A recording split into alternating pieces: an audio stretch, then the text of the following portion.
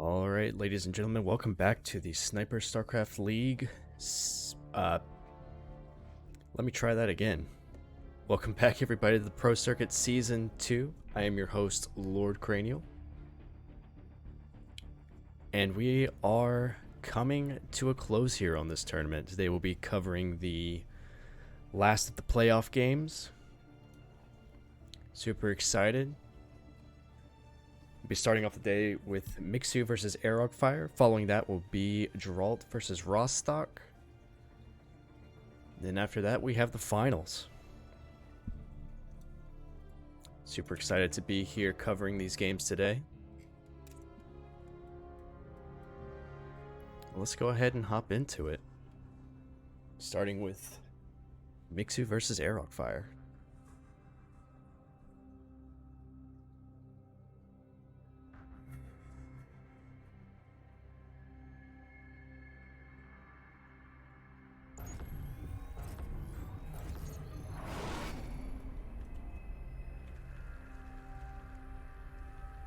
Alright, ladies and gentlemen, spawning in the top right hand side of Royal Blood, representing Berserker Esports, it is Mixu. And on the other side of the map, with the red Protoss pieces representing Maturino, it is Aerogfire.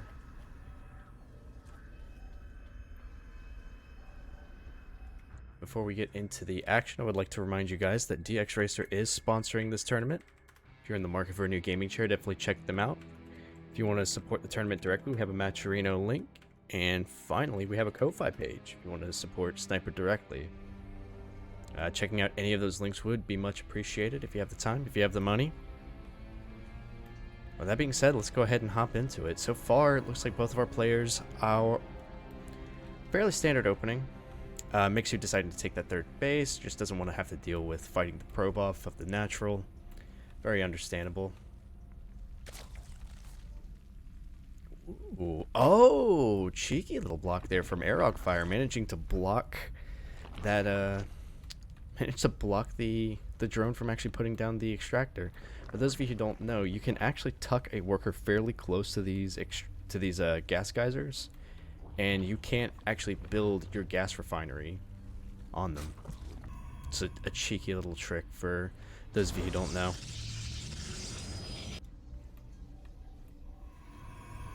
Alright, Cybercore on the way.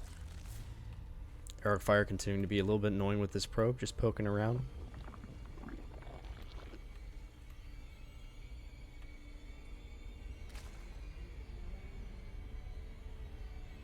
Good stuff so far, good stuff so far.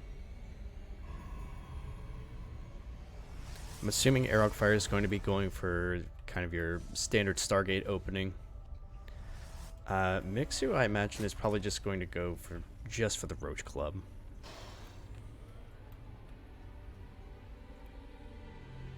That's my assumption, at least.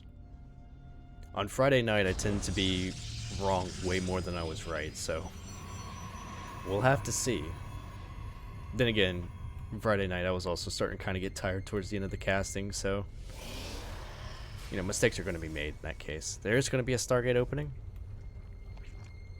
Third base on the way now for Mixu.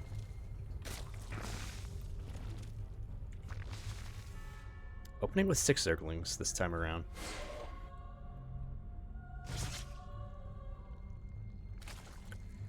Dep's going to come in, just get a little bit of, well, I was going to say get a little bit of scouting information, but it looks like it kind of wants to stick around the third base, or kind of in between these locations a little bit more. And that's the danger of taking your third base instead of the natural. It takes a little bit longer for the drones to get there, and they're a little bit more exposed when coming through here. But if you're a good Zerg player, then it's really usually not too much of a problem. The Depths are going to try and come in here, get a little bit of damage done, but the Zerglings are in position. They warp away, immediately get into the main base, but once again, Mixu is prepared for this aggression. Adepts are going to try and make their way out.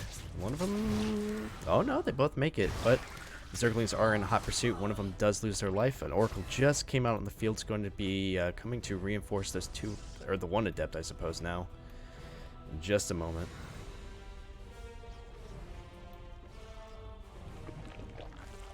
I'd say pretty Well, only 2 worker kills so far.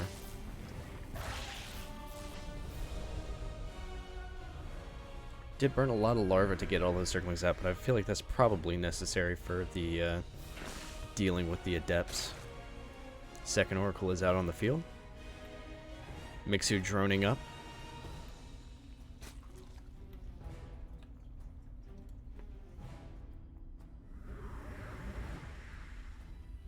Alright, once again we have the oracles diving into the natural. Not really seeing too much to bother there. Good pullback by Mixu. Oh, actually, not the best pullback, but 6 drones do go down. Arrow Fire is definitely has to be feeling pretty confident with the worker count right now. Ooh, actually does lose one of the oracles. It's a bit of a shame. A couple of Zerglings are going to spot those adepts. Thankfully, Arrow Fire also spots the Zerglings. Cancels the Adept Shade. Third base will continue to stand. Evo Chamber on the way now for Mixu, so we're gonna have like a +1 melee timing here. Big if true.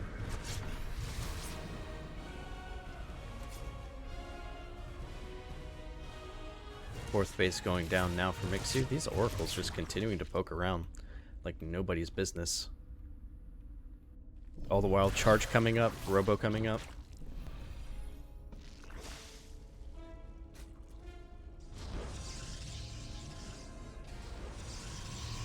Ooh, Templar Archives too.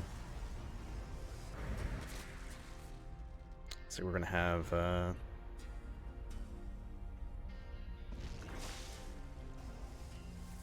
I have a fairly gateway heavy push coming out here fairly soon.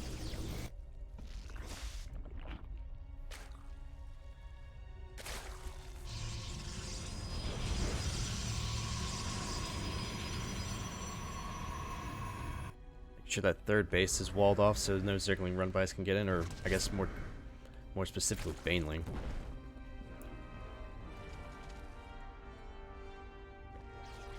Did just have the Roach Warren finish up as well.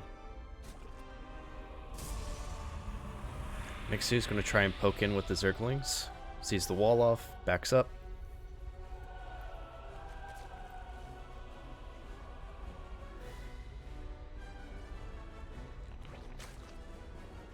Mixu's droning up pretty hard here, getting a Baneling nest.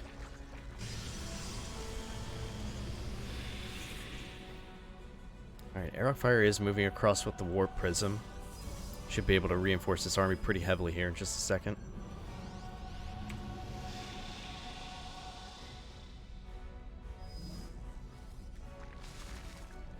Alright, push across the map into the fourth base. Let's see what happens. A couple of Zergling tried to push in, but these Archons are going to make it incredibly difficult. Arrow Fire just kind of keeps pushing in. Looks like he really just wants to immediately go for a throat, take the engagement that he wants, finish this game out. More charge less being warped in. Banelings are getting morphed in. Looks like they'll be able to finish up and clean up some of these zealots, maybe? Oh no, the Archons actually jump on top of them immediately. It looks like none of these Banelings are actually going to make it. And this army is just absolutely shredding whatever the Zerg has left. Queen's trying to retreat into the back lines. 18 roaches are going to pop out here momentarily, but I don't think it's going to actually be enough. They're going to be split up. They're going to try and come in here one by one, but it's just not going to be enough. GG is going to be called. Arrow Fire takes game number 1.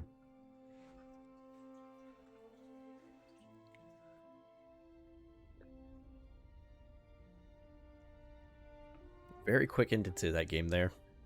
Fortunately, Mixu just kind of wasn't prepared for it.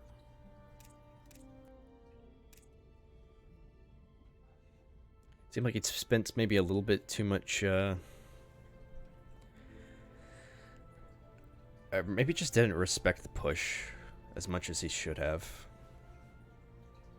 He was kind of going into this like +1 timing, but I mean, Archons just rip Zerglings and Banelings apart. I'm not 100% sure what Mixu could have done better there. I think probably getting into Roaches sooner might have been the call, since there's no Immortals to really do anything, but at the same time, Yeah, I'm not 100% sure.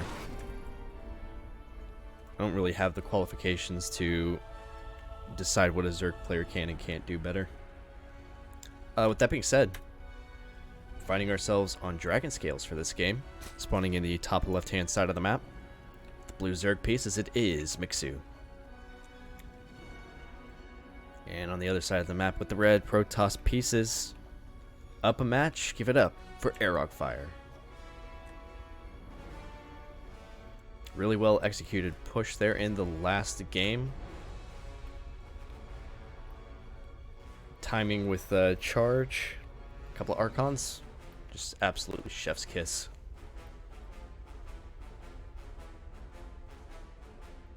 I feel like that's definitely a hard push to really counteract unless you see it coming and have an opportunity to like gather enough forces. I know whenever I play Zerg, that's something I definitely struggle with a lot. It's just like suddenly Protoss army in your face.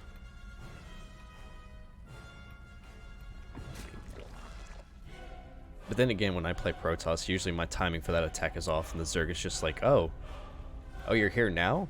Oh, I'm just gonna slap that down real quick. I'm not particularly good at StarCraft 2.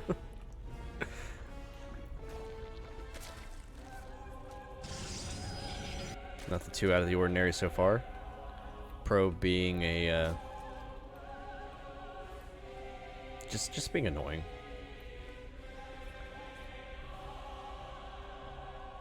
Shields are going to regenerate. He's going to be able to dive back for round 2. Oh, actually decides not to.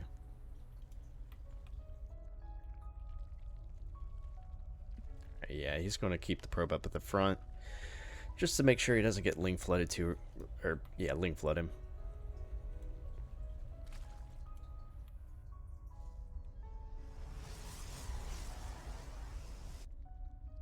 Alright, good stuff.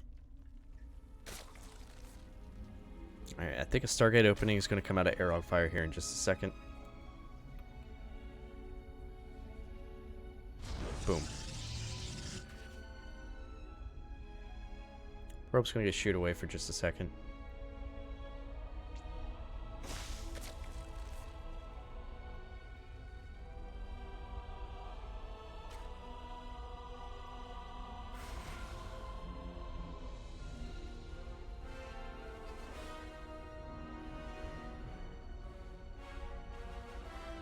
Alright, Adept is going to be poking around here a little bit.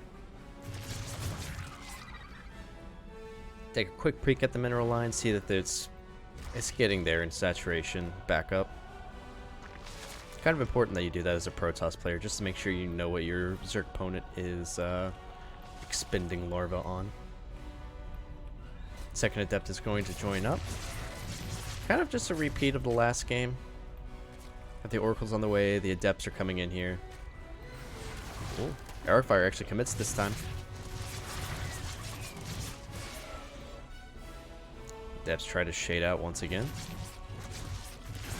It looks like one of them, yep, one of them does lose a life. 2 drones lost. Not the biggest of deals, really. More of an annoyance for the Zerg player, if anything.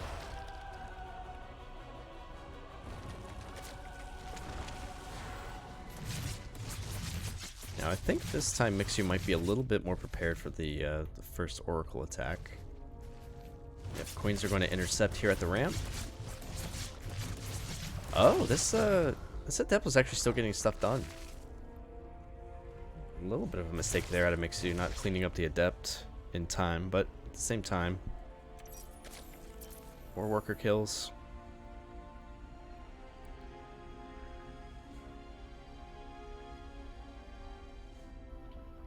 Mixu continuing to just drone up here. Evacuating the third base, not really wanting to sacrifice too many drones. Does still lose 2 of them.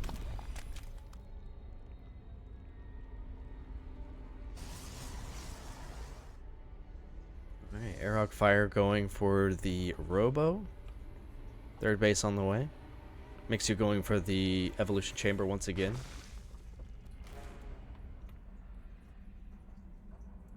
It does make me wonder if we're going for +1 melee again. Well, though this time the Roach Warren's coming up a little bit quicker.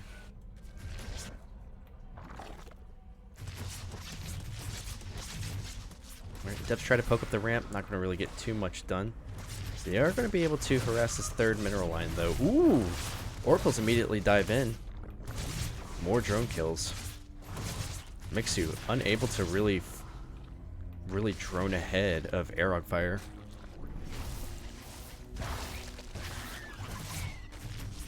Robo Bay on the way now for Arog Fire. I'm going to get those... Actually, no. Arog Fire was doing Colossi pushes, wasn't he?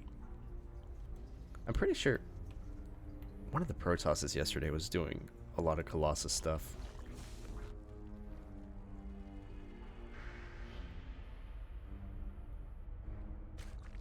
These Oracles continuing to be a nuisance to the Zerg player. Whoop. Yeah, it looks like, yeah, we are going to have the +1 melee timing again coming out of Mixu.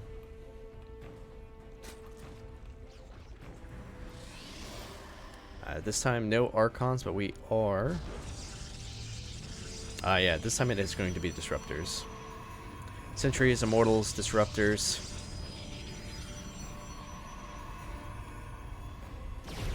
It almost seems like... yeah,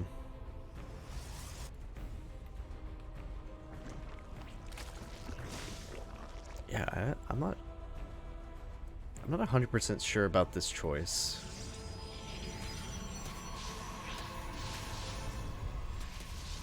Okay, Oracles are going to be defending the third base here. Zergling's trying to come in here and stop this fourth base from going up. This seems like a really weird composition to deal with this Ling Bane style that Mixu's going for.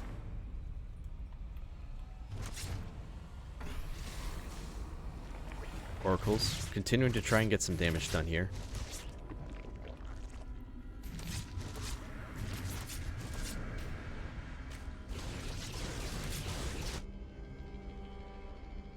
Darkshrine finishing up now for the Protoss player. Oracle's going to find a weak spot here, I believe.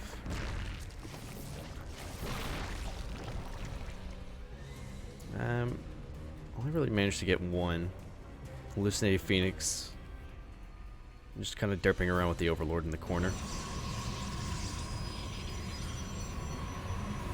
Dark Templars immediately being turned into Archons.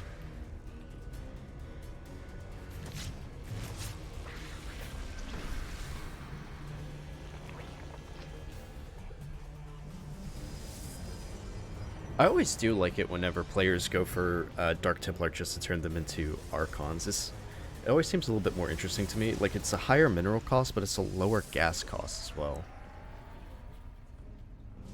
Like, I feel like in the long run, whenever you're starting to kind of like want to have gas for some of these higher tech units, like, this is the way to do it. That, or you can have like more Archons out, since mining minerals is absolutely easier than mining gas.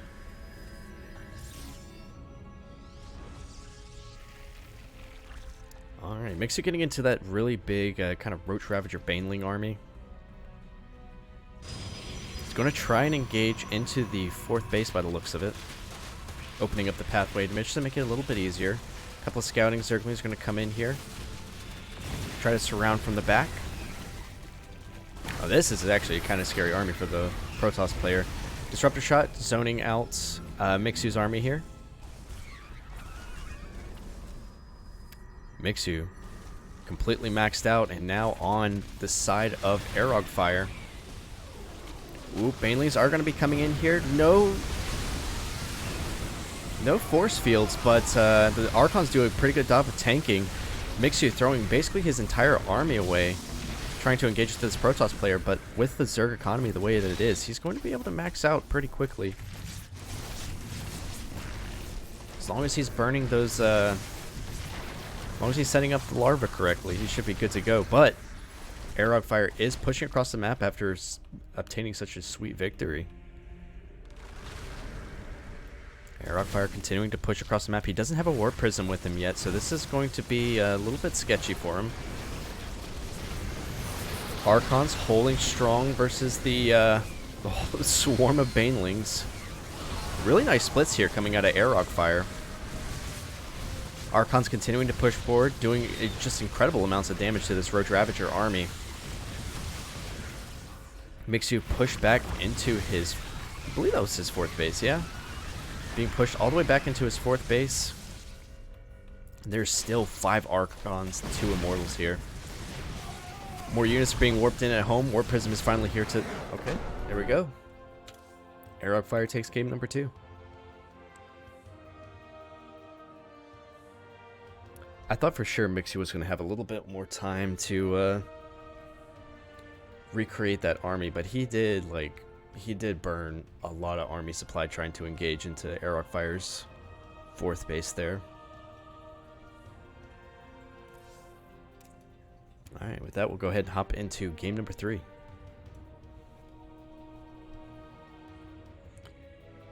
Mixu is down 2-0. Will he be able to turn this around and make his way to the finals?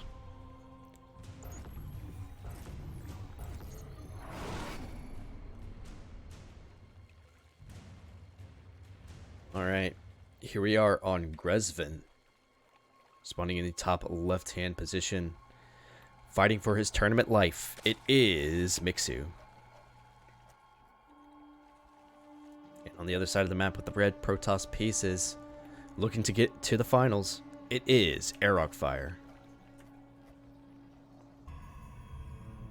Match point between these two players, and Airlock in a commanding lead.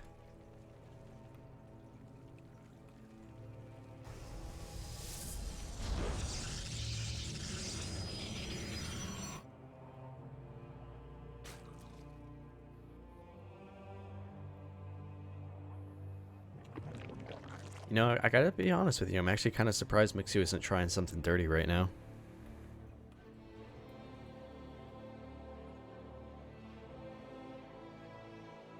Then again, these two are pretty high tier players, so maybe they don't feel comfortable about being able to just pull the wool over the other's eyes.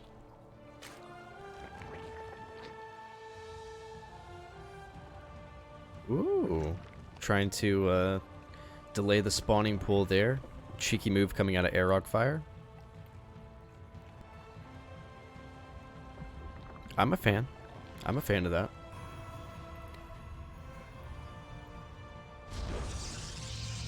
Protoss players have gotten so good over the years, just being so annoying with that first probe. It's actually kind of ridiculous. Look at this guy. He's just he's keeping the Zerg working class down. Despicable little guy. Absolutely despicable.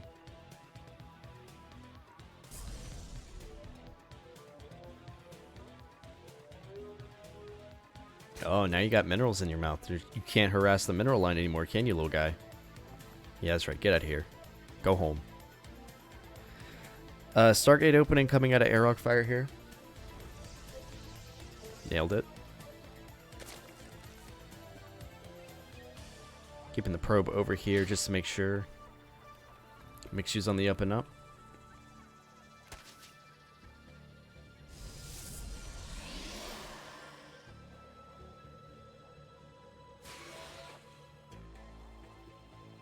With how well Airlock has been doing with the Oracle openings here, I imagine he's going to continue doing the same. Mixu just trying to get his economy together. Actually, wait a minute.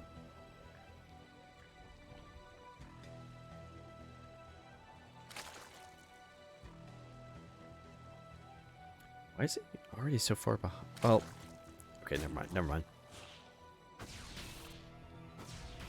I got confused for a second. I'm getting old. I'm having a senior moment.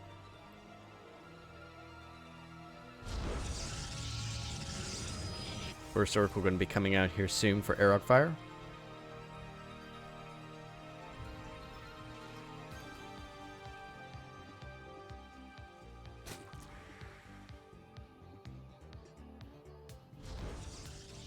Gonna be spotting to allow the Stalker to take out the Overlord. This is actually going to supply block Mixu pretty badly. Well, I say that, but a little bit. Definitely a little bit. Oracle hanging back for just a second just to make sure that... Ooh, here we go. A lot of Zerglings coming across the map here to try and delay this third base of Airlock Fire. The Depths are in position, but it's a lot of Zerglings. I think Airlock Fire is going to see that there's not really that much saturation here at the third base. It's going to know that something is up. Ooh, big surround onto the Adepts here at the third base of Airlock Fire. It looks like they are indeed going to be taken out. One probe does get taken out. Warping in a couple more Adepts here to try and deal with the Zerglings. Pylon does get taken out. Oracles do have to come home to deal with this. Behind this, Mixu is droning up pretty hard. Managing to delay... Well, actually, he didn't even really delay the space too much, but he did... He burned a pylon. Grabbing that fourth base behind it. Yeah, Airlock Fire actually did manage to hold this, so I don't know if that was necessarily worth it for Mixu. You got a couple kills on the Oracles, or not Oracles, Adepts. Oh my goodness, these drones, these Oracles are just absolutely destroying everything. Airlock Fire's, let me try again. Airlock Fire's Oracle control over the course of this tournament has been absolutely incredible. Also bringing them home to just absolutely zap every single Zergling that Mixu has. Roach Warren on the way now. +1 melee just started up for Mixu.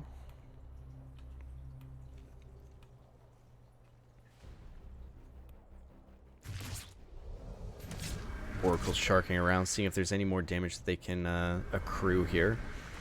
Robo-Bay coming up now for the Protoss player. Get those disruptors out, make Ooh, okay, Mixu. Okay, Mixu, I see you.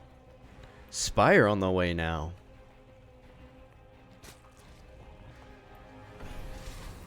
Now, Airlock Fire does have the Stargate, but he's definitely going very heavy into ground damage. Or I should say, he is getting the Dark Shrine again. He'll have Archons. Yeah, I don't know. I think if Airlock Fire can sniff this out, he'll just put an Archon in each mineral line and be fine. No photon cannons, though.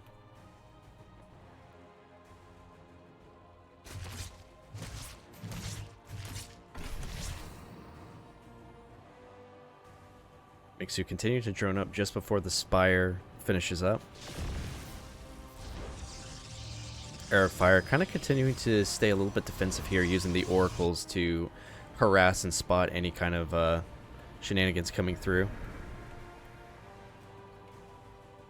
Oh, it's actually going to miss this move out, but at the same time, I think Airlock Fire's arm is going to be perfectly capable of dealing with that. Oracles are going to come in, take out some more of these drones. 8 Mutalisk are about to pop soon. It might just completely annihilate these Oracles. Honestly, if he comes in here just to kill a whole bunch of... If he's making Mutalisk just to kill the bunch of Oracles, I respect that. Airlock Fire is going to try and recall those. He now knows that there are indeed Mutalisk on the field. What is the response? He's going to drop down a couple of cannons there. He does have the Archons going. I mean, I guess it kind of depends on how many Mutalisks Mixu decides to make. But he is going for a big Pixar attack here. Actually going to hit a...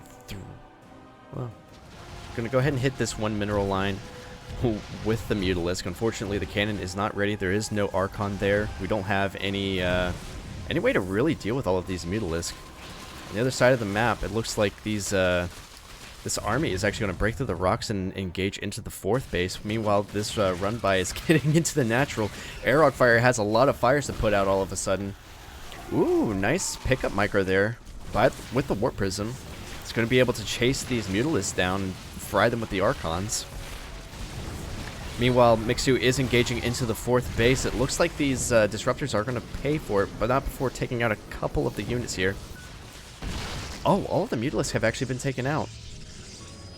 Let's look at the statistics here. Mixu does manage to take out 12 workers there, but Aerox Fire's economy is still doing fine. And I don't think it actually did enough damage, realistically. Like, he did shut down the 2 gateways here for a moment, but that's about it.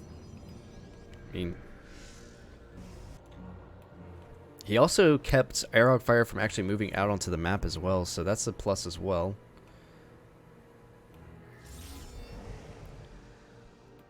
Yeah, Aerog Fire's map vision is kind of lacking right now. Another big push into the 4th base. Ooh, nice little stasis ward there. Now this army should be able to clean up Mixu's army very effectively. If he pushes in with the other army though, Aerog Fire is going to have a hard time trying to defend on both sides. It's one of the big things about the Protoss army. They tend to work much better together than apart. Big old Baneling run by, gets triggered, or triggers the stasis ward. I really should have done vocal warbos before doing this because I'm getting so tripped up on my words, it's insane.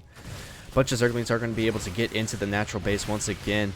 Aerog Fire a little slow on the draw there, but looks like he is going to be able to clean up the army at the 3rd base again. Nice disruptor hits there, but the Zerglings in the natural are going to be able to clean up a whole lot of probes. Aerog Fire starting to fall apart at the seams here, now down basically 29 workers versus the Zerg.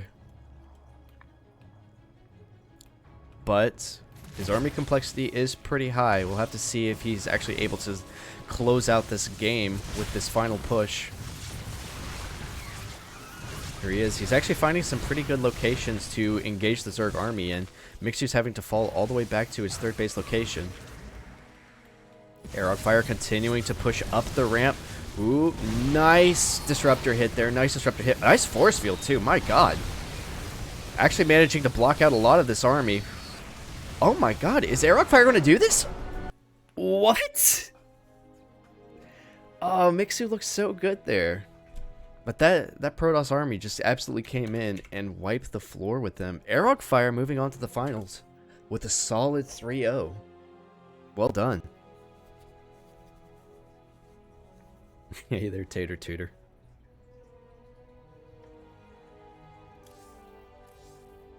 Wow. Well done by Aerog Fire. Alright, up next we will have Geralt versus Rostock, but before we do that, I'm going to take a quick break, get up, stretch my legs a little bit, and when we come back, more playoffs.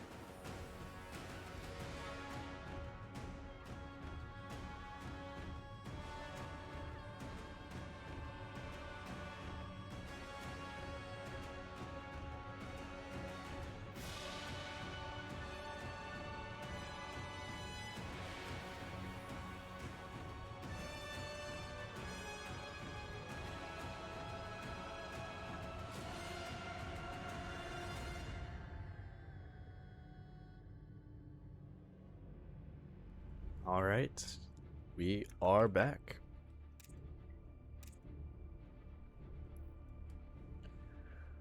Going to be hopping into game number 1 between Geralt and Rostock.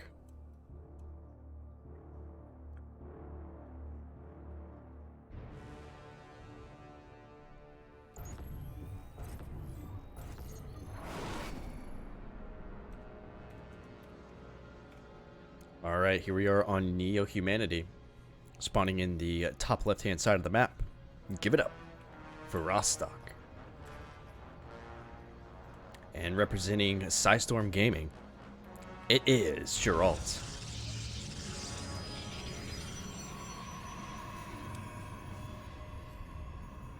Alright, looks like it's going to be a double gate opening from both players. I'm like 100% sure you can't do a single gate on this map. It'd be wild to even try it. But yeah. PvP in the playoffs, so we now have a guaranteed PvP finals. So I hope everybody is ready to strap in for a PvP extravaganza. No matter where you're from, no matter who you are, everybody knows that PvP is the embodiment of the NA Clown Fiesta.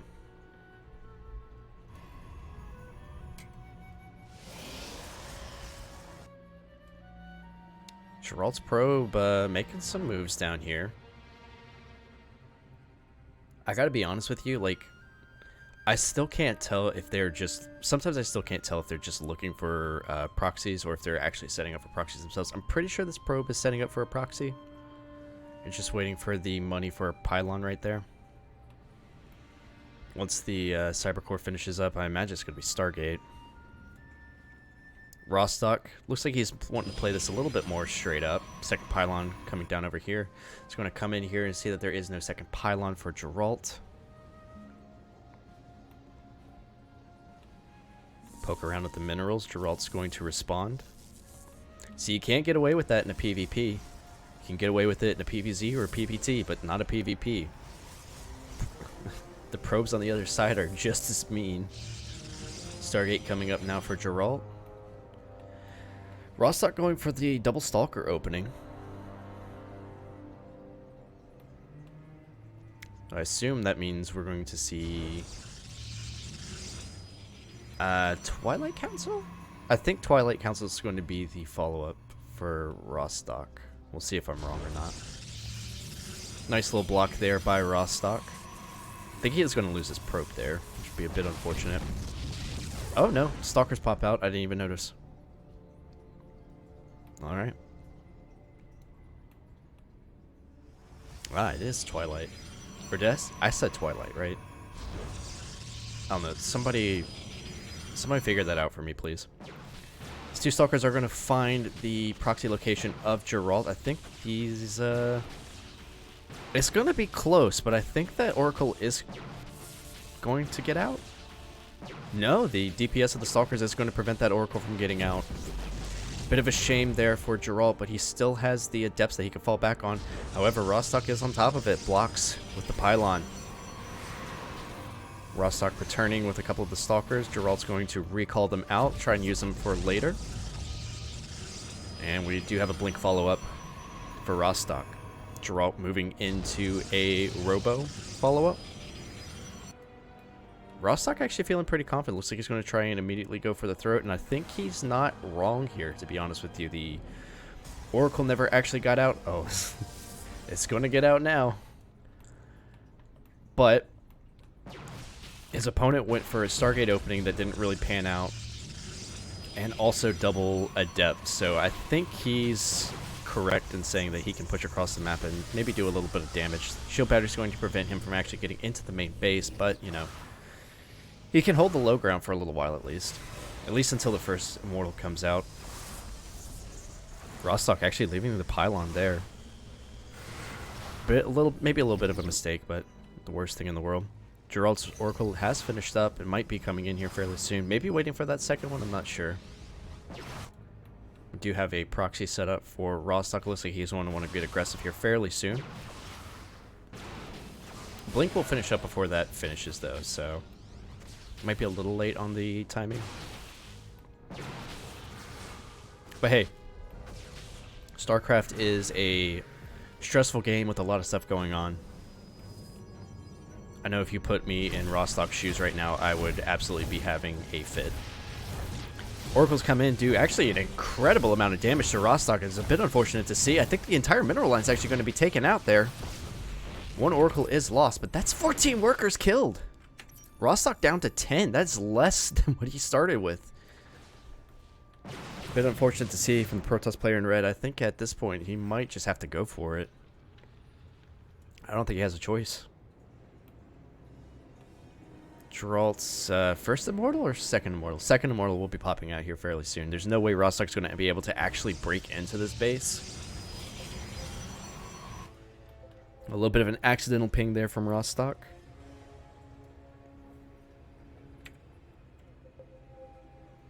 It's such a shame because Rostock's opening was pretty... It felt really solid. Alright, Rostock does poke up the ramp, see that there's no way he's going to be able to get in. Ooh, Geralt getting even more cheeky, warping in a couple of adepts on the other side of the map.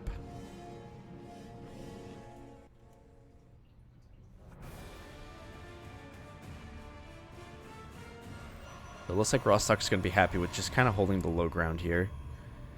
He does have Blink.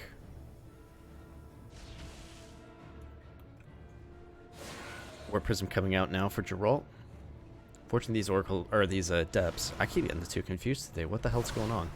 These two adepts will not be getting into the base anytime soon. Oh, big blink into Geralt's army. Almost manages to get an immortal, but the Warp Prism was there to save it. Maybe a slight loss on Rostock's side. So close on getting that immortal. Rostock continuing to warp in Stalkers to try and deal with any of these shenanigans that are going on. Geralt continuing to pump out immortals. With that Warp Prism, makes him extra dangerous versus the Stalker army. Rostock's actually starting to catch up in worker supply here. Still, though. Oh, man. These immortals just absolutely shredding. Nice snipe on the Warp Prism. Might be able to get one of the immortals. He's going to have to blink away. This army just absolutely shredding Rostock's Stalker army. Rostock definitely in a little bit of trouble here. Geralt continuing to pump out immortals.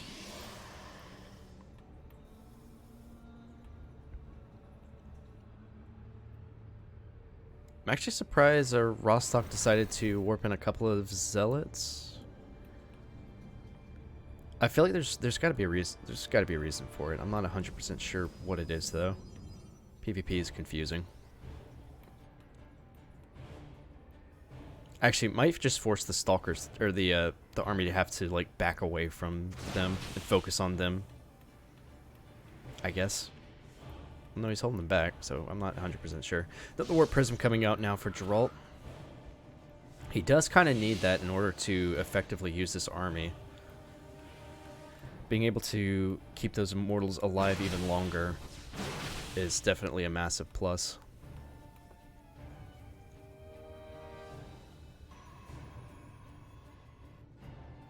We've been on one base for quite a long time. Geralt, a little bit supply block.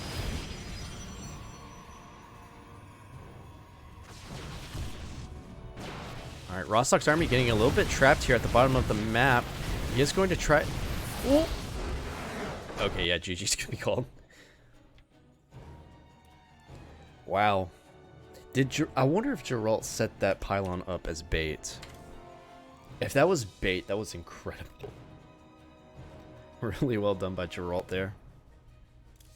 Man, I don't know. I'm just gonna leave. My headcanon is that that pylon was bait. He wanted Rostock to go after it.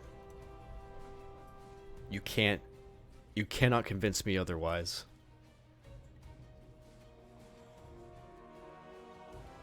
But that being said, we'll have to see if Geralt is up to any more shenanigans here in game number 2. Spawning in the bottom right-hand side of the map, the red Protoss pieces, it is Rostock. And on the other side of the map with the blue Protoss piece is Give It Up for Geralt.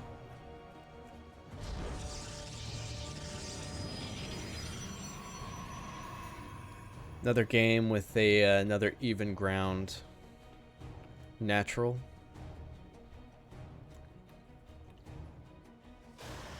See how aggressive each player wants to play this match out. The 37-second good luck, have fun.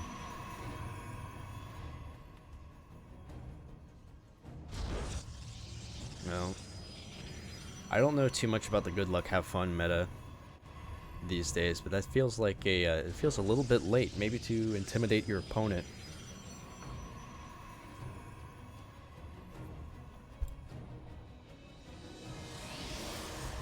Me personally, I like to just have a sticker that says good luck, have fun, slap it right down next to your opponent's nexus. Alternatively, I also like to have the cancel sign on your opponent's natural, or there is a second place spray medal that you can put down right here. It's a really fun troll, to be honest with you. Alright, Geralt setting up for a proxy. Rostock doing much the same.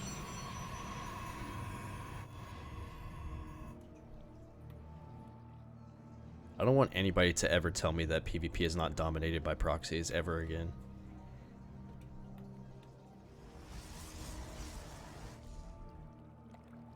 This is now 2 games in a row where both players have decided to proxy. Stargate's going to be the choice again for Geralt, as well as a double Adept. Robo, the choice for Rostock, double Stalker. One's going to get a lot of economic damage done, the other has a potential for getting just straight up damage done. Which one's better? I don't know.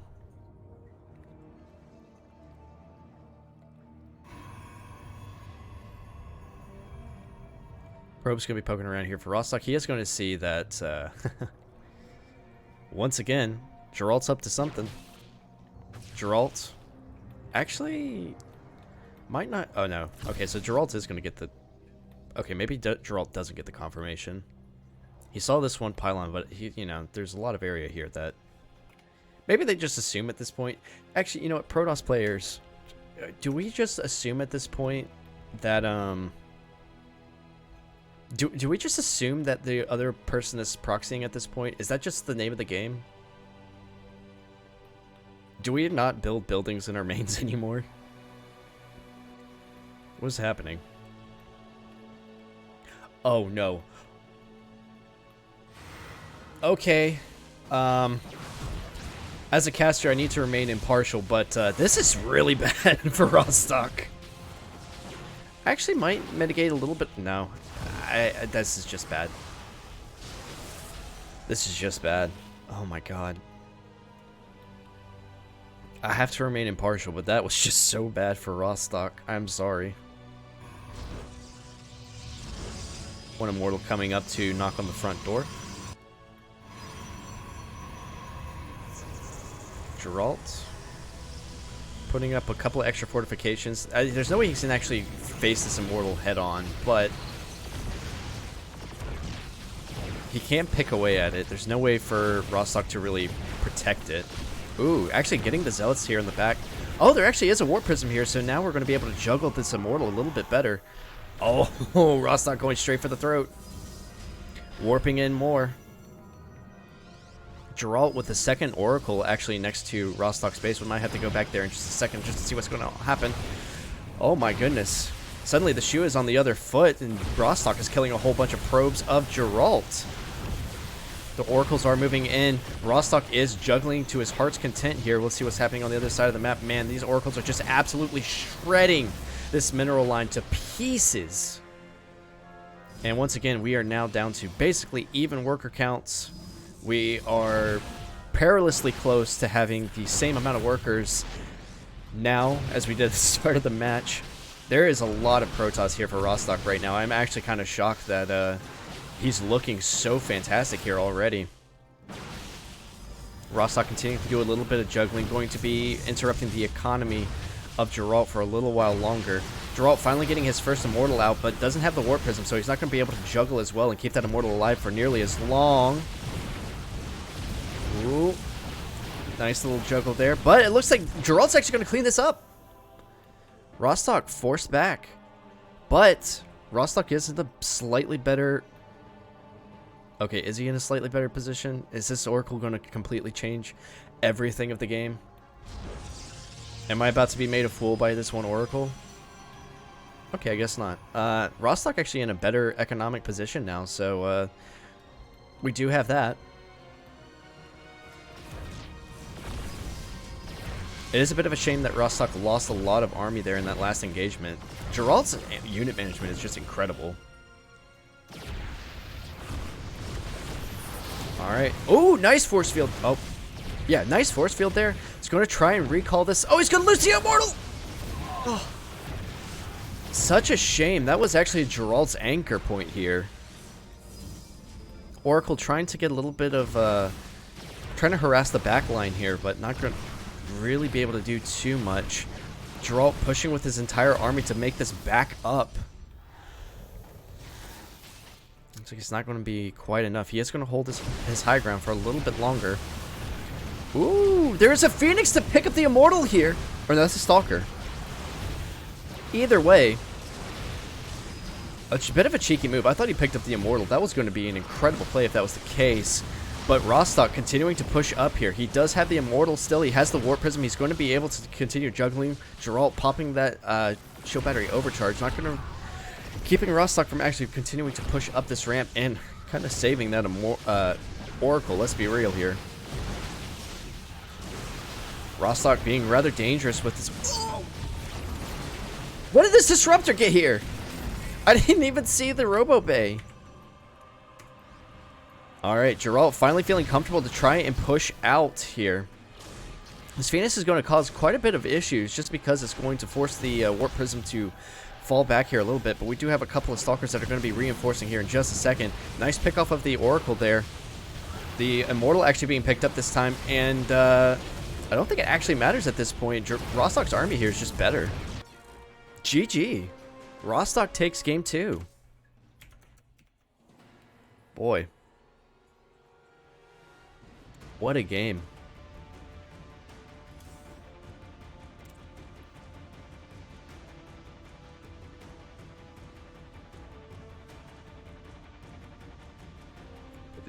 These probes need to unionize because these two war criminals are just going after the mineral lines today.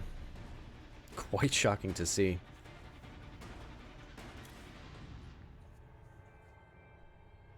Alright. Going to be hopping into game number 3 between these two players. Super excited to see what they're going to be getting up to this time. Alright. We have a little bit of a color flip this time. Hope the audience doesn't get too confused here. Spawning in the top right hand side of the map. With the red Protoss pieces this time. It is Geralt. Oops. And spawning on the other side of the map with the blue Protoss pieces. Give it up for Rostock. Also with the WCS mod. Thank you, thank you. Just a reminder, if you're playing in a tournament, WCS mod is the best way to make a caster happy.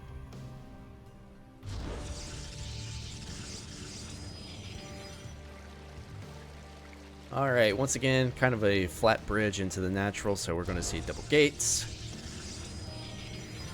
The question is, where are these probes going to head to?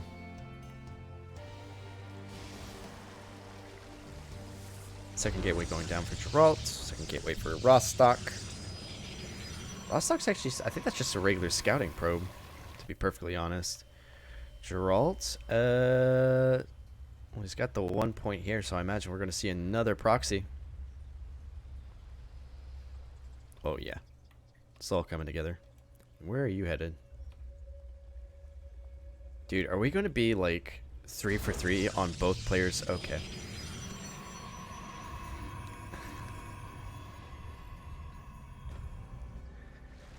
So we're 3 for 3 on both players proxying. Hey Gerald, are you gonna do a Stargate again? Actually, no, that's not a proxy. That might just be a spotting pylon. Ooh, Gerald might actually find something. Oh, you're so close. Just keep poking around, man. Rostock sending his probe back. This is going to be another double adept out of Gerald. He really likes just poking around here.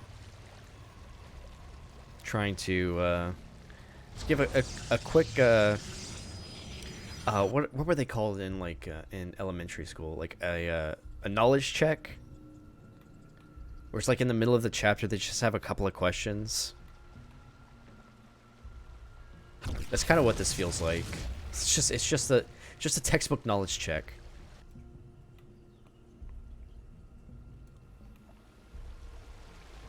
Actually, it's even funnier whenever it's like an audio recording. Gerald actually going for a Robobay this time. Nice. And 3-gate for Rostock.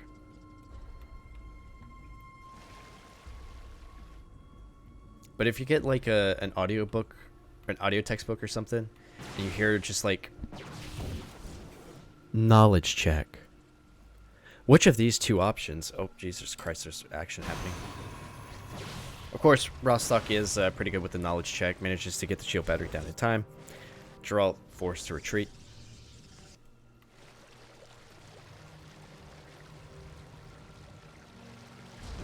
Warp gate finishing up now.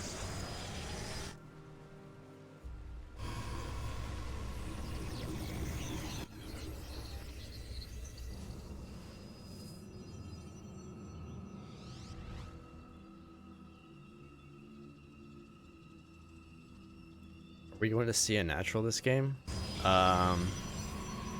Yeah. Let's not get excited though. That doesn't really mean anything. Rostock immediately pushing into Geralt here. A couple of sentries are going to be able to try and block this out, but I don't think it's going to be nearly enough. Stalker's continuing to retreat away from the Immortal because that thing is scary. Quite terrifying, if you ask me. More Stalkers are being warped in for Rostock, though. Twilight Council will be on the way soon, so he'll try to get Blink out, be a little bit more effective versus this Immortal. But for right now, he is going to have to back up. At least until he can get... Actually, no, he just has to back up, because this shield battery is going to be an absolute nightmare for him to deal with, along with the Immortal. But he's going to try and do it. Doesn't have quite enough to one-shot it, but maybe four-shot? No. Not even close. The super battery overcharge really made that painful for him. He actually lost a ton of Stalkers there trying to get the one Immortal, only for a second Immortal to show up and the shield battery overcharge to kind of completely deny whatever he was doing. Rostock in a little bit of danger. Behind 9 workers. His army definitely is not as great, but he does have these 2 adepts. Maybe he can make something happen here. I don't think Geralt's actually paying attention, isn't expecting it. Adepts are going to get into the base. Alright. Probes are going to be pulled off the line to try and deal with this. The army is scrambling to get back. But these adepts are going to reign supreme here for just a second. And with that, Rostock is now even economy with Geralt. The adepts actually might be able to get out here. I'd be kind of shocked if that actually worked. Geralt continuing to poke around with these couple of adepts. Wait, did he kill more workers? Alright, Rostock's Blink is about to finish up here. It's going to be pushing across the map with the Stalkers. Trying to stay in Geralt's face, pick off any key units that he can find. Try and keep him contained to 2 bases. Geralt getting cheeky with the Dark Shrine.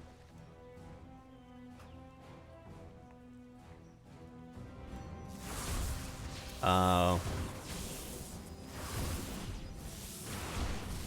Aw.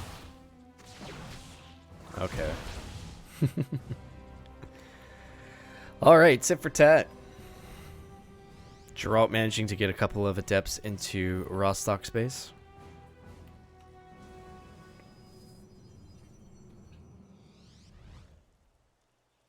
Rostock continuing to warp in Stalkers. I think this is what he's trying to settle with. But, I don't know. I just don't feel like the numbers game here is really going to count for much. If Geralt can get enough Immortals out, I don't think it really matters.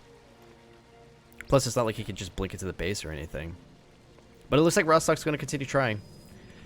Geralt backing up to his shield battery. Rostock trying to take a couple pot shots there. Rostock really wanting to force the issue here.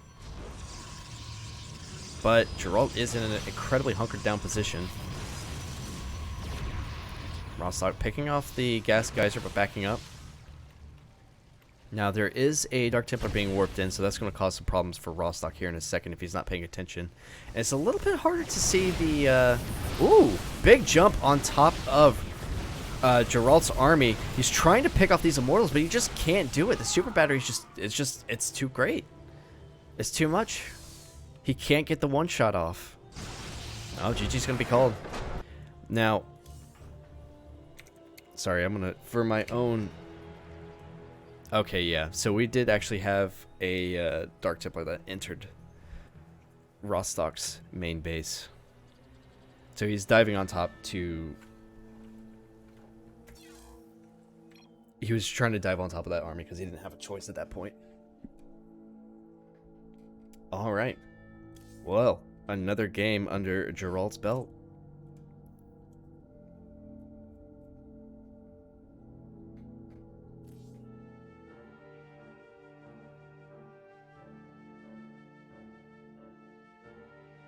Wait a minute. Whoopsie daisy. Whoopsie daisy.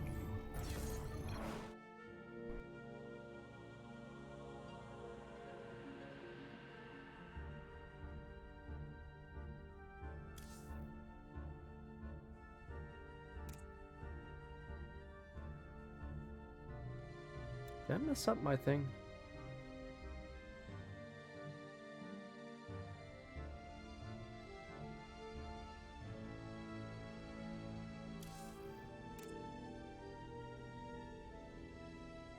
I messed something up here. This is Geralt one.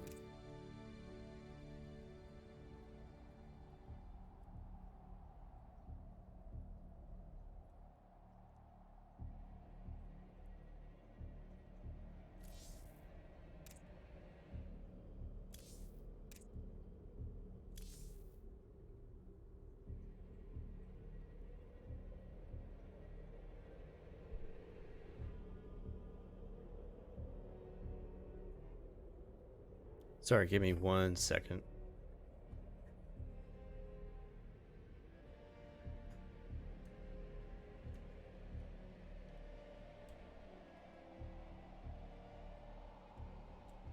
Thought I did, I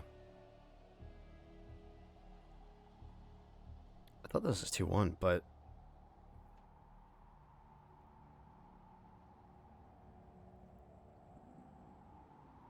Sorry, I'll be back in just a moment.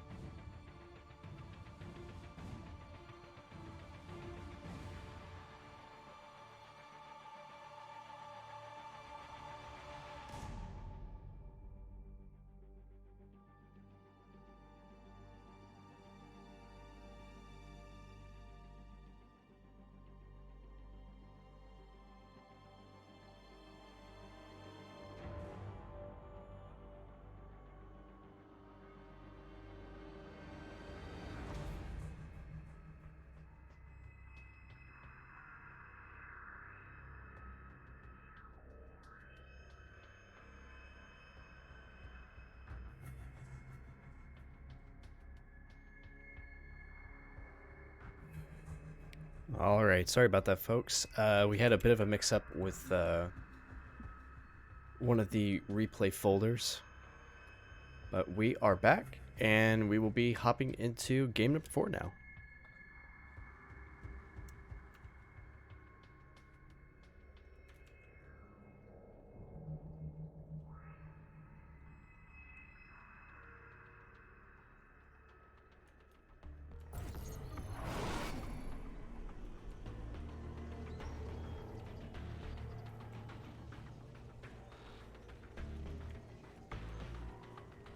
Alright, ladies and gentlemen, here we are on Babylon, spawning in the bottom right hand side of the map.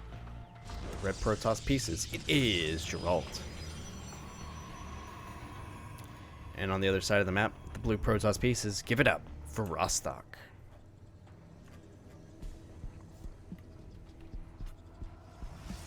Looks like both players opting for the double gate expand again. Or double gate opening. I keep wanting to say double gate expand. It's not really what it is. Interesting. Looks like both players are going to kind of play this a little bit more standard. These are genuine scouting probes, if I'm not mistaken. At least that's my assumption. Could be wrong. Have been wrong before.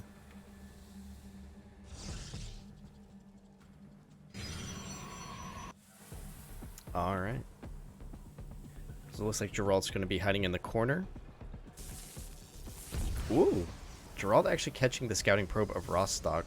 Bit unfortunate for Rostock.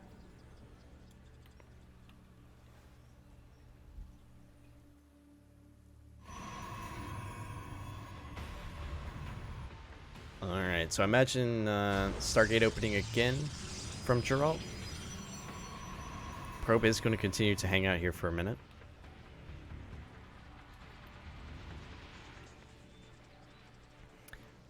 Looks like Rostock.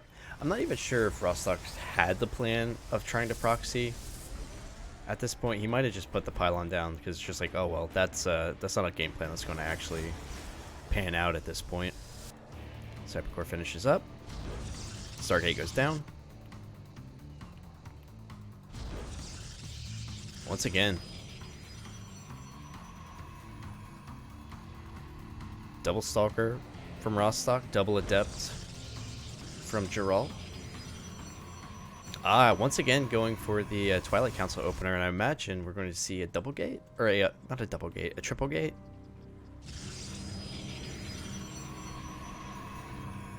Geralt being a little bit cheeky here, throwing down the pylon in the opening.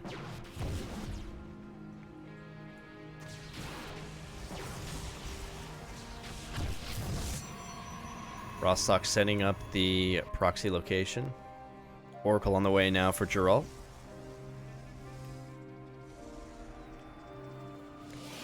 We'll have to see if Rostock is checking. Oh no, not again. Not again! Not again! Oh, Adepts do get into the base. It's 4 Stalkers, it should be fine. Yeah, okay, it should be fine. Does lose 1 probe. Not the biggest of deals. But at the same time, you do get the scout of the blink, the extra gate. Like, surely at this point, Geralt knows that something's up. Something's on the way. Yeah, going double Stalker now. A couple more probe kills are going to be had by this Oracle. 2 kills. Not the worst.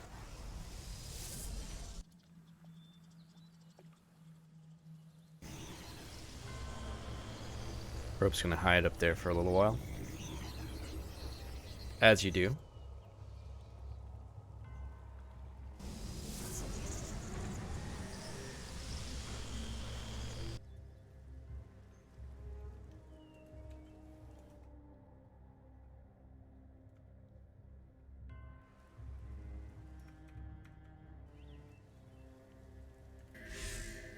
Ooh, stasis ward here at the natural base.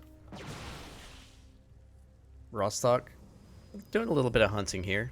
Doing a little bit of hunting. A little bit of hunting to pass the time. Now he is going to be trying to get into Geralt's base, but there again, there is an immortal here. It's going to be a little bit more difficult, but he does have blink this time, so probably not as difficult, I would say. All right, now we do have Rostock kind of with the advantage here at this point. Second immortal is going to pop out for Geralt. We do have the second shield battery on the way as well. He will be able to hold this ramp pretty well. It looks like there's not going to be an opportunity for Rostock to really do anything with this push. Like, it's been scouted out. Geralt's going to hold this ramp for sure. Third immortal's going to be popping out soon too.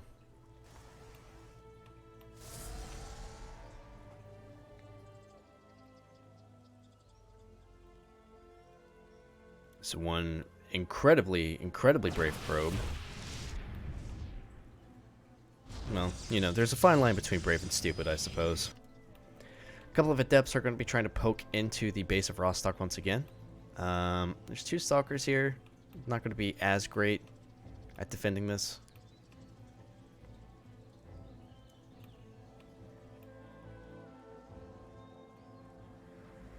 Alright, adepts actually do make it into the base. And the probe destruction shall begin once again. 6 probes are down. Looks like this adept will get one more probe kill before being sent back to Ire. Rostock continuing to hold the low ground here. But I think Geralt's not going to care as soon as his War Prism comes out. Just going to pop in there and all of a sudden the Immortals are blinking all over the place. Geralt once again trying to push down to the low ground. He does need to be a little bit careful. Like, this is I mean, 4 Immortals are scary, but this is also a lot of Stalkers with blink. So he does need to be a little bit careful. Ooh! Rostock blinking immediately on top of the army. Unfortunately, there is a shield battery here, and it does have the overcharge. GG's going to be called. Geralt is going to move on to the finals. Well done to Geralt, really flexing those PvP muscles here. Alright. And that means we are on to the finals between Geralt and Arogfire. As I said before, guaranteed PvP. I'm sure we're going to be seeing a lot of shenanigans here in a few minutes. Before we do that, I'm going to take a quick break. And when we come back, we will be finishing off the Sniper StarCraft League Pro Circuit Season 2. Don't go anywhere, we'll be right back.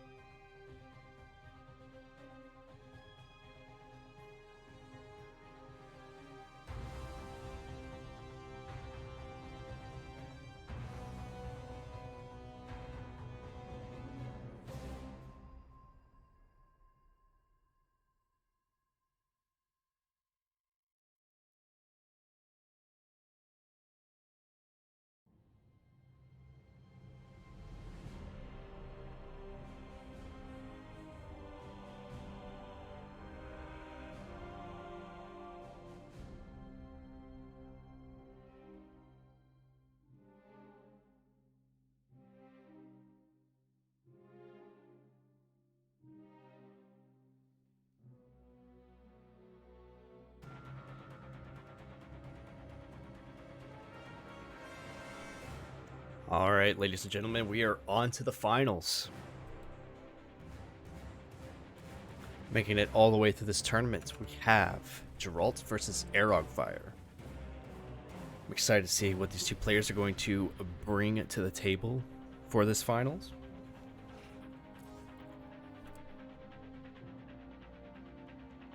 It being a PvP, I'm not 100% sure.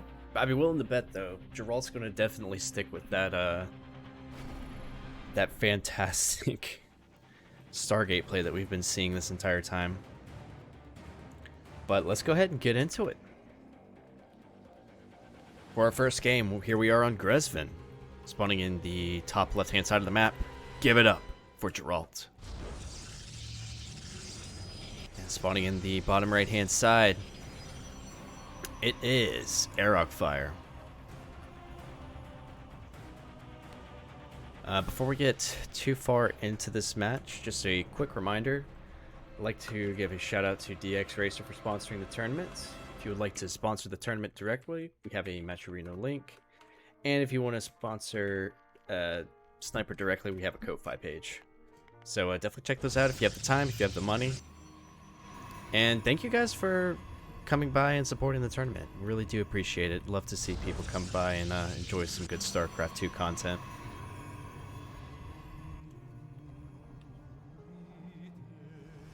Alright, double gate opening from both players once again.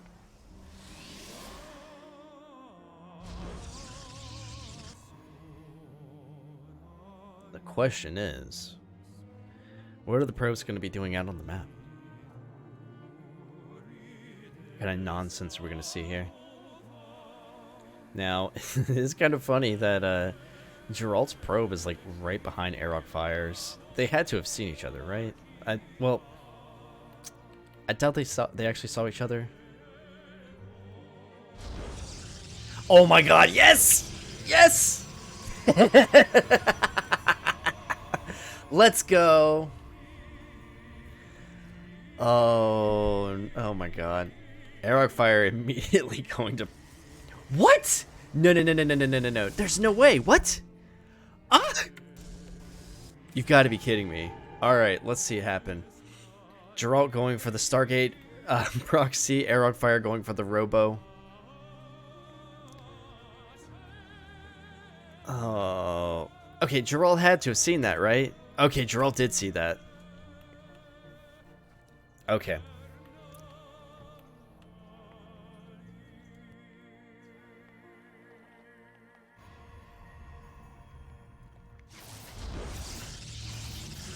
Geralt being a little bit cheeky here, dropping down a pylon. Something that Arogfire is going to have to deal with here in a second. Geralt actually sending out... I guess not actually sending out, but he's sending out a couple of adepts. Are these heading... No, these are heading over here. Okay. This probe getting a lot of scouting information in. I don't think Arogfire is still aware that this proxy Stargate is occurring. But... what is this probe doing here? Geralt unable to get into Arogfire's main base. We'll probably continue to try to here in a second. Oracle is also poked out. Look at that, he's even taken the long path.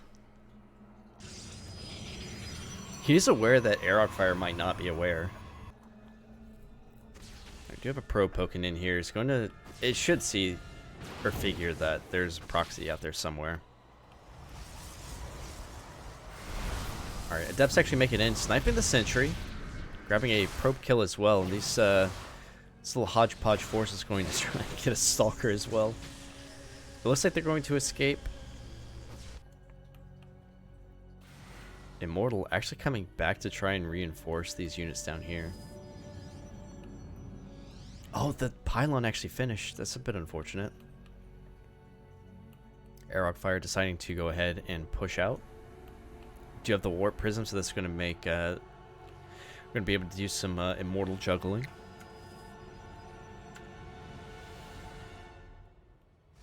But yeah, this is going to be kind of a hard hold for Geralt. I don't actually think he's going to be able to, at least not to my understanding. Maybe the shield battery will be enough to be able to hold this, but Airlock Fire is now... Oh, the Phoenix might actually cause a bit of trouble here. Yeah, Airlock Fire is actually going to be backing up. Ooh, lifting the Immortal. Very big play here from Geralt's going to be able to take that out. And now the Stalkers can actually fight the other Stalkers unimpeded. Plus the Phoenixes are just going to go after the... Oh, wow. They're just going to go after the Warp Prism. They might be able to take it out, but these Stalkers should be able to... yeah. Going to be able to push that back. Very nice hold there by Geralt. It's not quite over yet, though. I still cannot fathom that Airlock Fire hasn't spotted this yet. It's unbelievable. Geralt continuing Phoenix production here. He actually has them rallied like, yeah.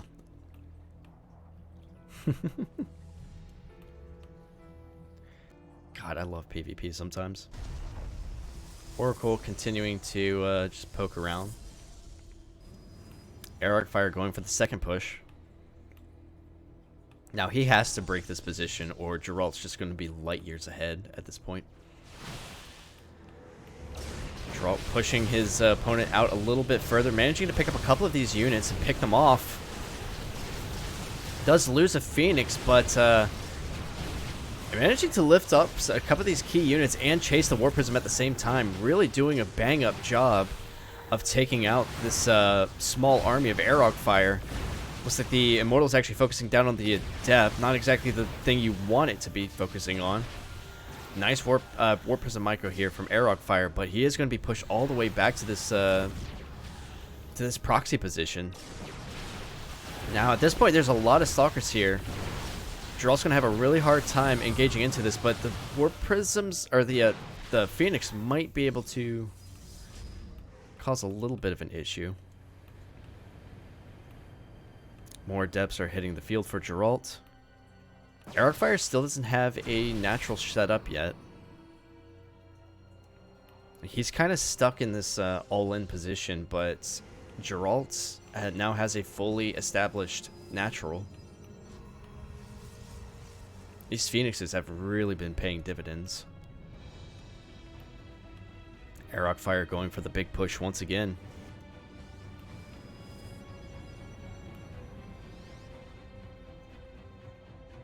And this is still quite a scary army. Actually really smart that he decided to go for a whole bunch of Adepts too. Just dive right into the middle of this army. Adepts start kind of picking apart the Stalkers here. Airlock Fire forced to back up once again. Adepts shading back in, shading back out. 5 Phoenixes on the field now. They're going to be able to cause quite a significant disruption in Airlock Fire's army. Airlock Fire not giving up, wanting to see this out to the end. Ooh, actually does manage to snipe one of the Phoenix. Another one, however, does come to reinforce. Ooh, kind of body blocking here with the Phoenix, or with the Adepts. Phoenixes come in, they pick up a couple of good units. GG's going to be called. Geralt's going to take game number 1.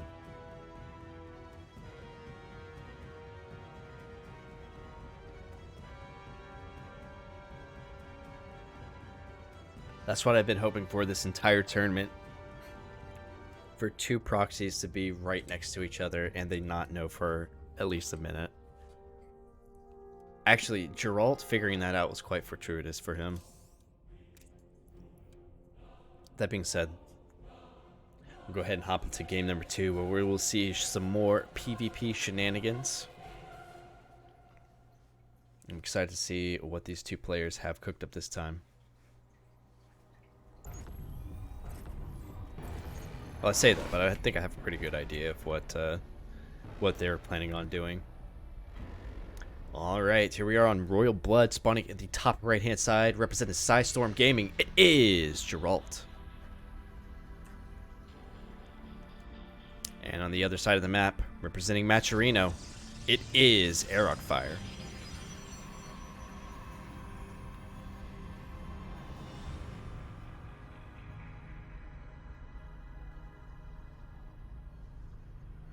Just gonna have another quick sip of coffee while both of our players are getting prepared, doing their double gate openings, sending out probes to see what's going on. Or I guess probably to just cause mischief, to be quite frank and real with you.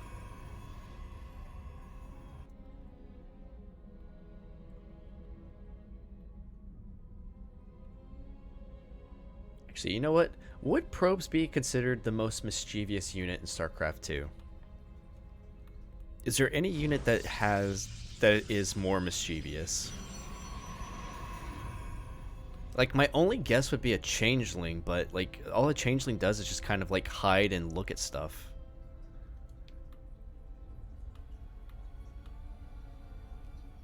Maybe like a burrowed like a burrowed ling, maybe? Like being able to keep a Terran from like putting down buildings. Maybe, well, burrowed banelings would be just more kind of outright violent, I guess. Not really mischievous if you're like liquefying a whole bunch of army. God, I love PvP. Geralt going for the Stargate? Stargate? Yep. Robo for Airlock Fire.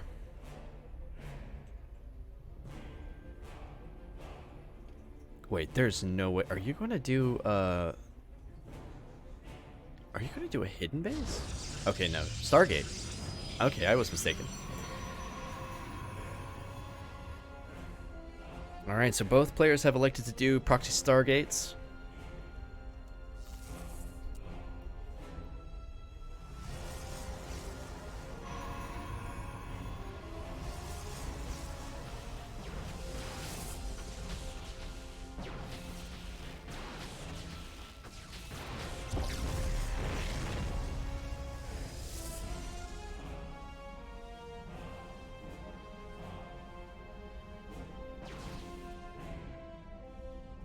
Alright, Oracle first for Geralt.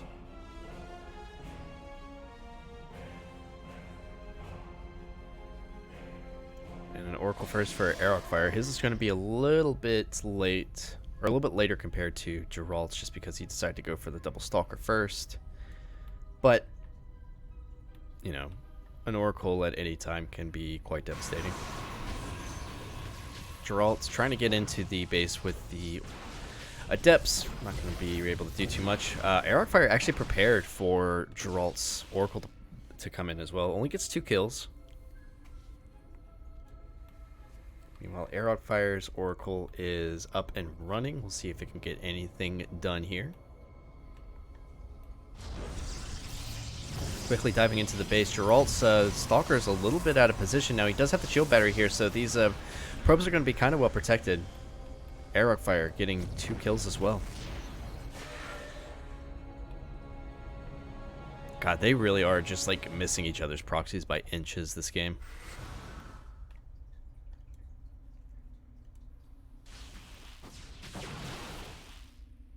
Airlock Fire kind of being a little bit mischievous here. Second Oracle is out now for Airlock Fire. Ooh, on the other side of the map, Geralt actually managed to get into the base. These double Oracles are going to be able to pick off a lot of these workers. Geralt was kind of focusing on his own little bit of harassment. 6 workers dead, but it did lose an Oracle, so he's not really going to be able to get too much done with the shield battery there. The other side of the map, Geralt doing much of the same, kind of. Also loses an Oracle, but he managed to get a lot of units in there.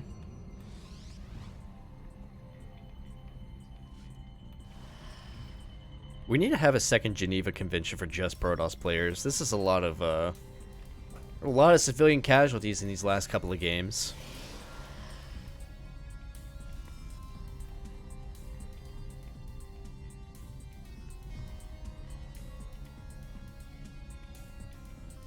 Alright, Geralt's follow-up with the Robo.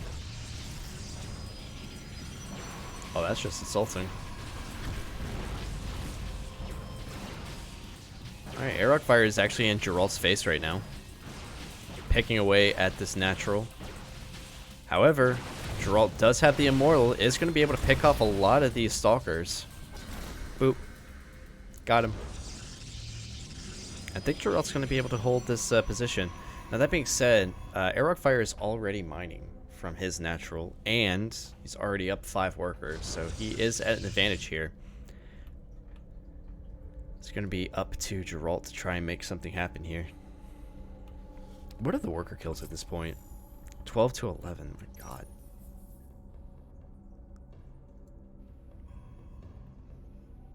Looks like, surprisingly enough, the game has settled down for PvP. That feels like kind of a rare statement.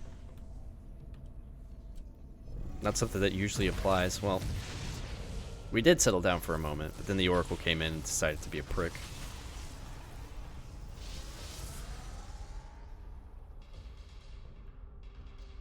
I gotta say though, these Oracles have been getting some value. 5 kills on that one, 6 kills on that one. Airrock Fire actually going for a 3rd base now too. Feeling very confident.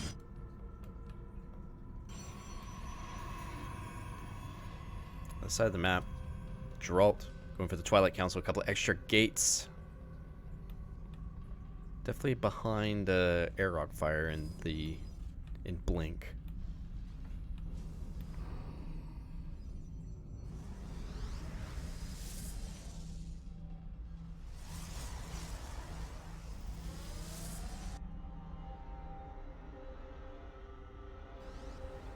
So Geralt is fine with moving across the map now. War Prism about to pop out.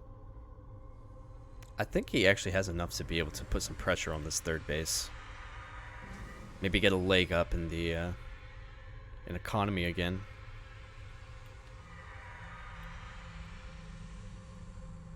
Geralt continuing to push. War Prism's going to be catching up here soon. I think Airrock Fire is caught, like, well, I say caught a whiff, but I think he should be able to defend this 3rd base location, I believe. Alright, here we go. Geralt warping in a couple of extra Stalkers before the fight. Super Battery pop maybe a little bit early, but it should be fine. Really nice Blink Micro coming out of here from Airrock Fire. Meanwhile, Geralt using the Warp Prism to achieve a similar result.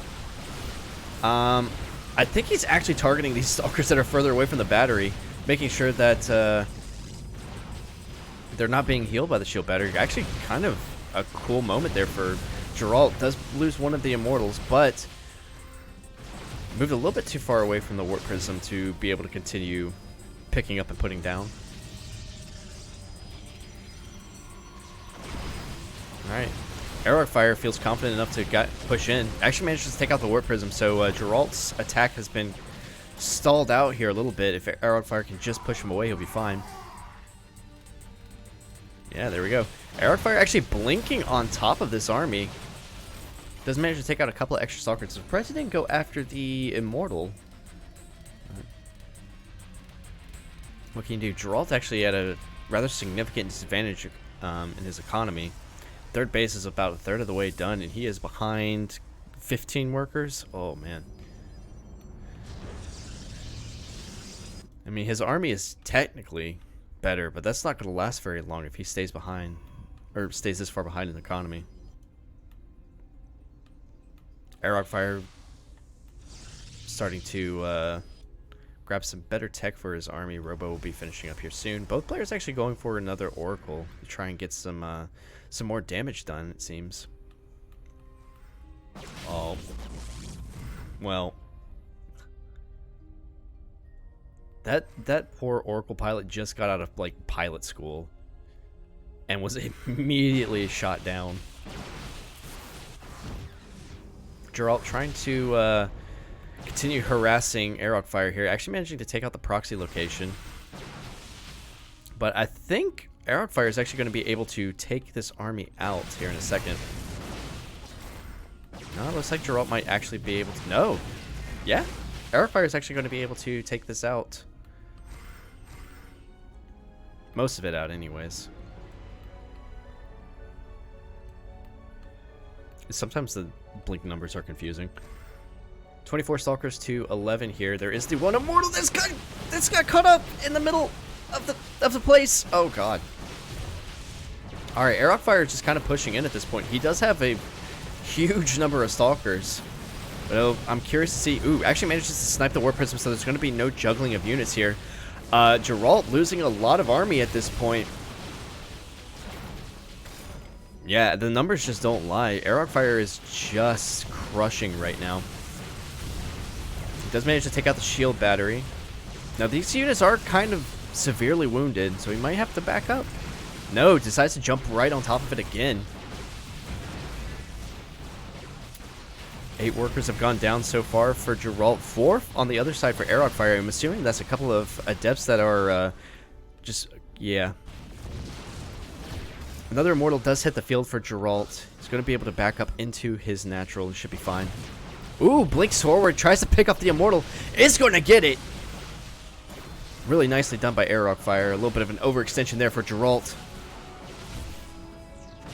Airlock Fire continuing to warp in Stalkers at an alarming rate.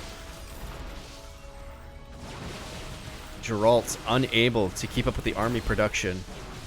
The only thing in the queue right now for him are workers. GG is going to be called. Airlock Fire takes game number 2.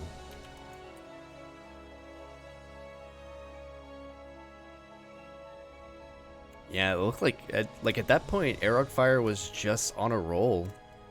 He was just able to completely outproduce Geralt, and like for a moment there, the Immortals are a significant threat, but at some point, if you could snipe the Warp Prism to keep them from being so mobile, and you could jump on top of them, like it stops being an issue, really.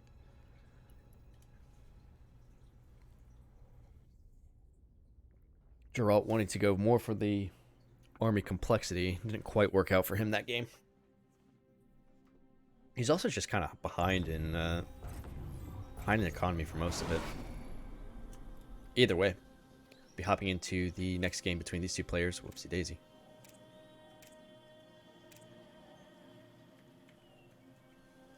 All right.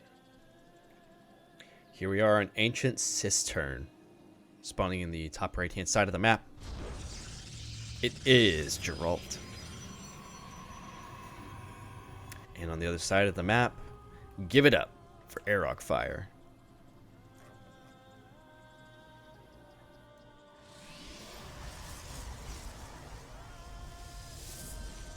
All right.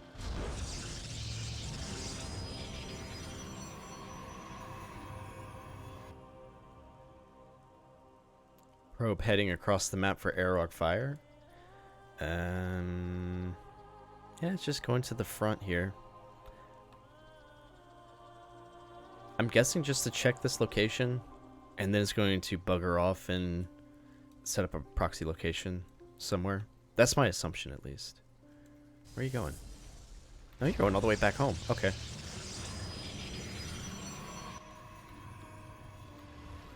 Geralt's first scouting probe. Oh, where are you going? Alright. Okay. Geralt once again going for the the proxy Stargate. His calling card, if you will. Airlock Fire. I think Airlock Fire is actually doing the same.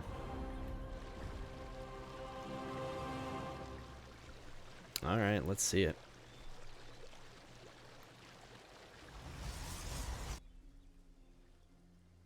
Geralt continuing to scout around here a little bit. Looks like he's just poking around, making sure that there's no proxy locations. Yep, Airlock Fire going for his own Stargate. And I've been bamboozled again, because Geralt is not going for the Stargate.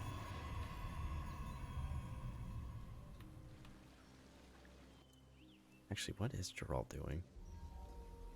What's the call here?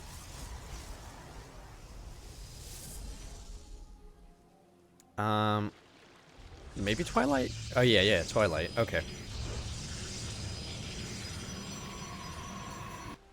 Alright, so, kind of a shoe on the other foot situation here. Airlock Fire, going to see those first two Stalkers moving out onto the map.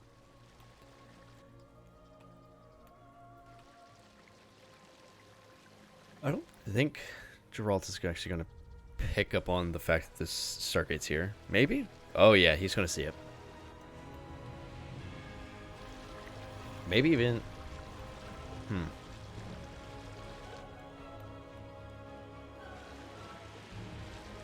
Double Adept on the field now. Blink on the way.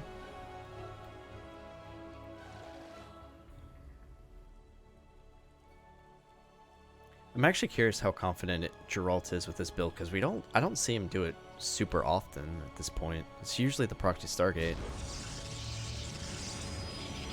Alright, Aerog Fire's first Oracle is coming up the ramp here. Big recall to try and save these probes here. Shield Battery is also there to really prevent the single Oracle from doing too much damage. The moment there's two Oracles, it's a completely different story. Aerog Fire getting into his own Twilight Council.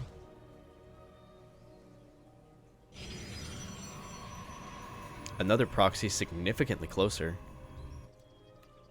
Looks like this time Geralt wants to be the one to be hyper aggressive.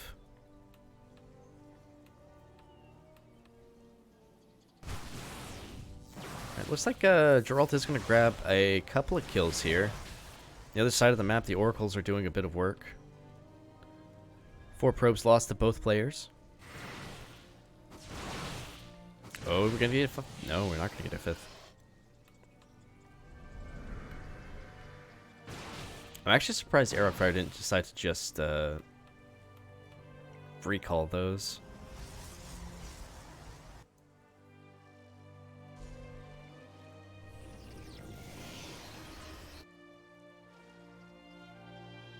Alright, Geralt moving across the map with these, or not moving across the map, but trying to track these Oracles down. Blink has finished up. Both players now happily mining away at their expansions.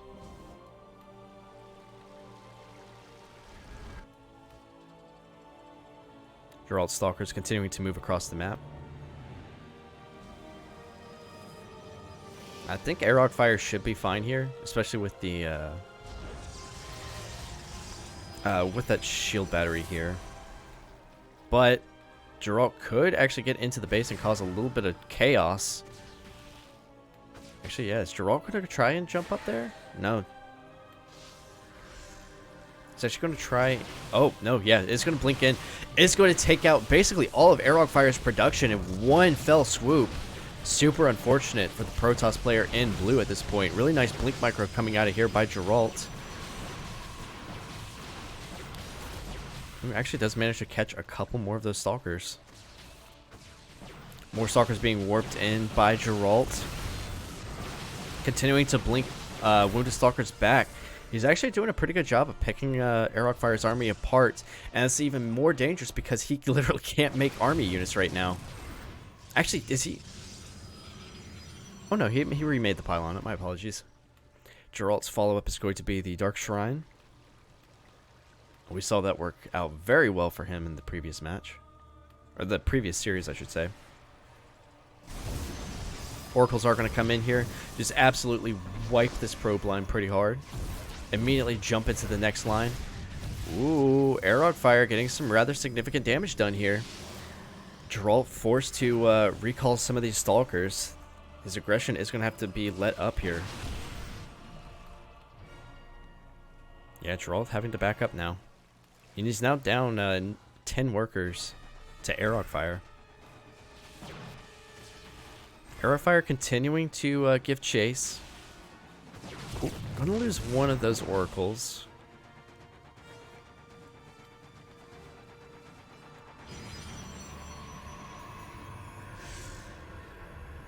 Another Stasis Ward to help protect that third base.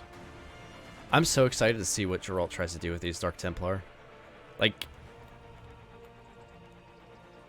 Aerog Fire still has one Oracle. Yeah, just one Oracle for detection. That's just not... That's simply not going to be enough. So this could, like, end the game immediately, even if Geralt is behind right now. Alright, Geralt trying to push into this third base location. He does have the numbers advantage, but at the same time, Aerog Fire can warp in behind this. Plus, there's also that Stasis Ward that he could trip into. which would be super unfortunate. Oh, I think Arogfire is aware that there is a Dark Templar now moving into his base. Oh my god. Oh no.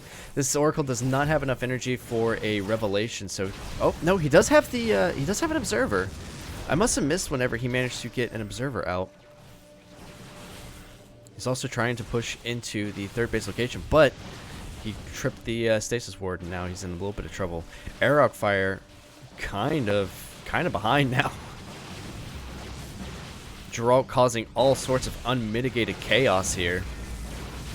He is going to lose his Stalker army. No, he's not.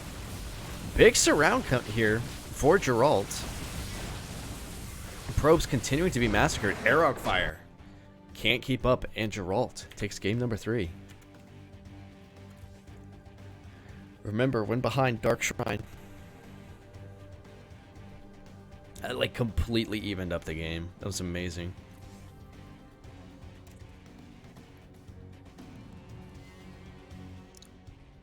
All right. Geralt taking the lead here in this series with the DTs and the excellent Blink Micro. Let's see if he can continue. Alright, we are on Babylon, spawning in the bottom right hand side of the map. Give it up for Geralt. And spawning in the top left hand side with the blue Protoss pieces, it is Arogfire.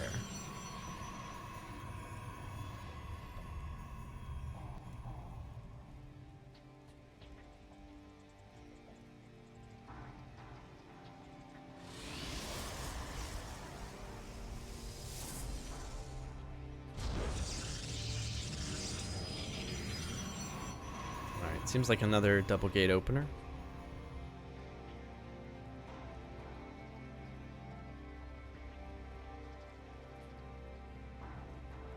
Actually, you know what? While we let these players get started here, we have a little bit of some more StarCraft lore fun facts.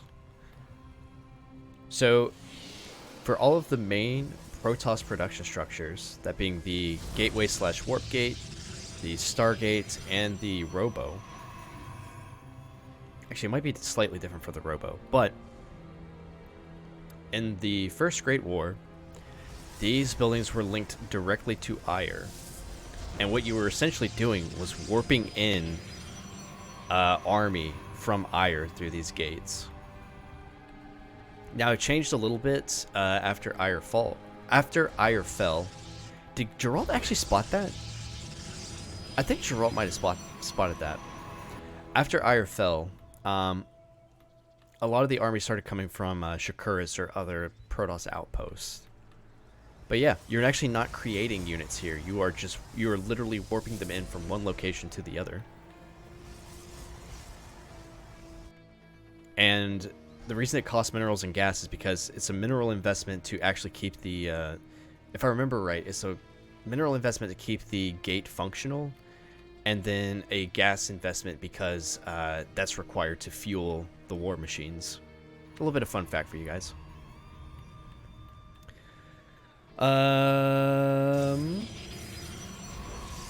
Double Stalker opening for Geralt, double Stalker opening for Arogfire. Oh. Not a double Stalker opening, that was a Stalker Sentry, my bad. Geralt going for the Stargate opening, but this time in his own base. Okay, so Geralt 100% saw this.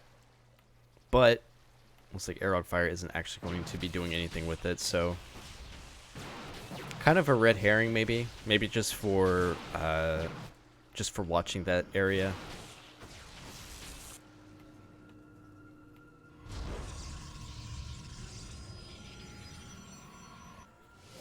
Fortunately, it does put Arogfire into a bit of a supply block.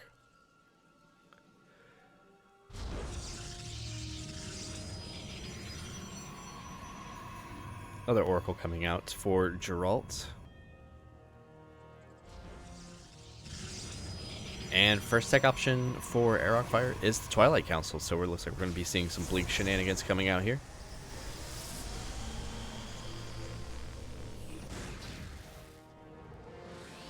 How many gates does he have? It's just 2? So I'm guessing Robo next? Excuse me.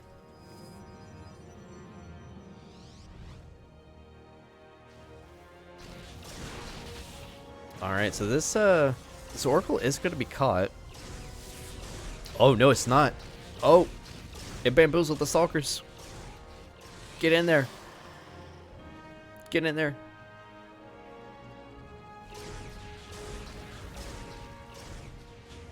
Alright, so the Stalker is going to be chased off here. A second Oracle is going to be linking up with it soon. I do find it kind of funny that Aerok Fire is just using the Phoenixes to kind of chase them away.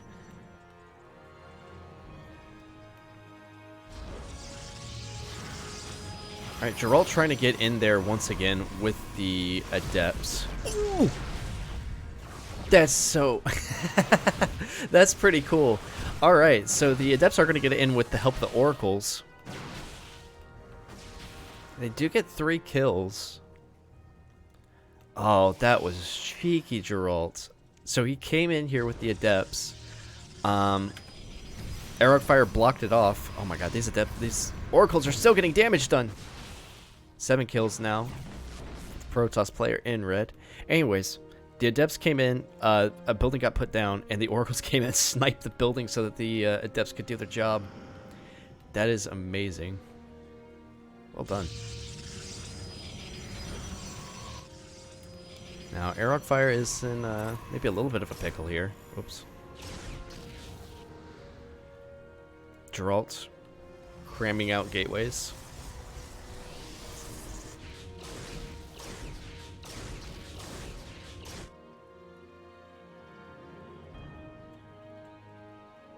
Alright, Aerok Fire trying to push across the map, see if there's any kind of damage that can be done. Geralt is in position to deal with it. I'm actually kind of surprised he didn't decide to use the hallucination to maybe like jump up here. But then again, you know, as a caster, I can see and perceive all. Aerok Fire cannot. You probably thought that there was reinforcements somewhere up here. Geralt's Oracle just absolutely causing nothing but mischief. Ooh, actually Geralt, big push into Aerok Fire's third base. Aerok Fire, feeling the pressure, is going to jump into Geralt's natural. We're going to have a full-on base trade type of situation, it seems like. Geralt recalling all of his Stalkers back to the natural. And it looks like Aerok Fire is actually going to lose a lot of his units here. Big blink forward by Geralt's going to continue picking off these Stalkers. Yeah, once again, just kind of a numbers game.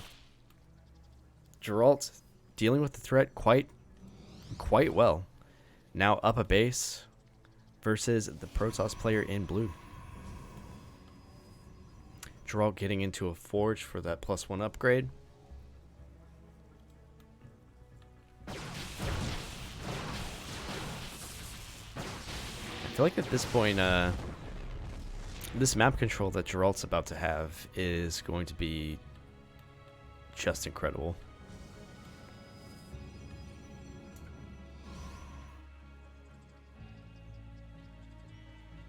Oh, this Oracle is still doing stuff over here. Alright, Geralt. Looks like he's actually going to go straight into the natural. Ooh. Actually managing to kind of split this army up. I think Geralt has enough here to fight into this. Oh, actually, yeah, some of this army just keeps getting... Some of Aerok Fire's army keeps getting split up here just a little bit. Super Battery is going to be popped, but it looks like it's not going to be quite enough. Aerok Fire trying to block Geralt out, but he's just going to blink out, take out some of these units in the back. His mobility is just... It's just better.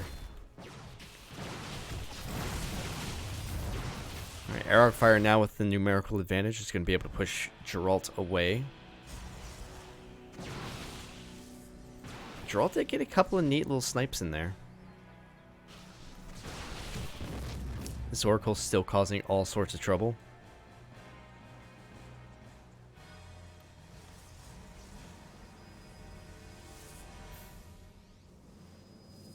Alright, Aerok Fire, feeling confident in himself, is going to be moving across the map, seeing if there's any damage that can be done on the other side. Splitting off some units to try and hit multiple... Never mind. Geralt has a sense of what's occurring right now. Nope, wrong again.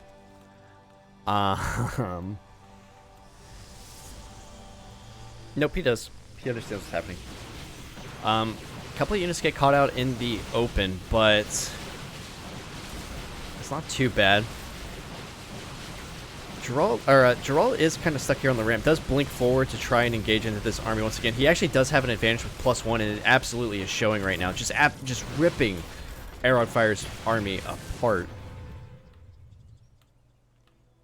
He's going to continue pushing across the map, flexing this advantage while he can. A couple of adepts are going to be getting into the natural here. Going to be taking out a couple more workers, causing a little bit of chaos for Arog Fire. However, it does split up the army pretty well for Geralt to just pounce onto the third base location. Geralt absolutely shredding this base to pieces. Does choose to get just a little bit of damage done, then back up. Oh, no, GG is going to be called. Geralt takes game number 4. And with that little sneaky adept trick, Geralt now puts himself on match point versus Arog Fire. Kind of, that seems to be the thing about Geralt, is that he's just always he's always causing like a little bit of chaos and confusion everywhere that he can, just to like put his opponent off balance. Ooh, whoops.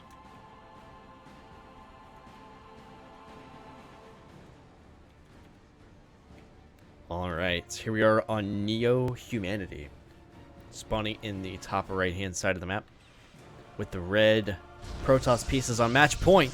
It is Geralt.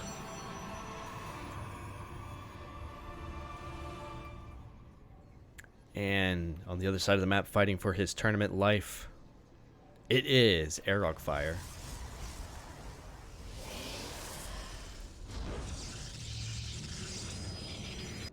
One of these players might be crowned first place after this match.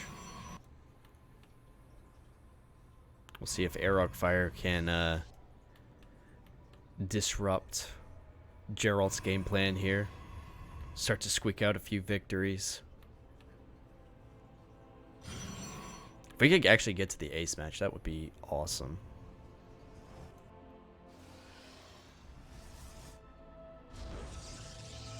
Arog Fire peeking across, just making sure that it's not going to be a single gate opening out of Geralt. Geralt, sending your probe across. Where you going, buddy? What you doing?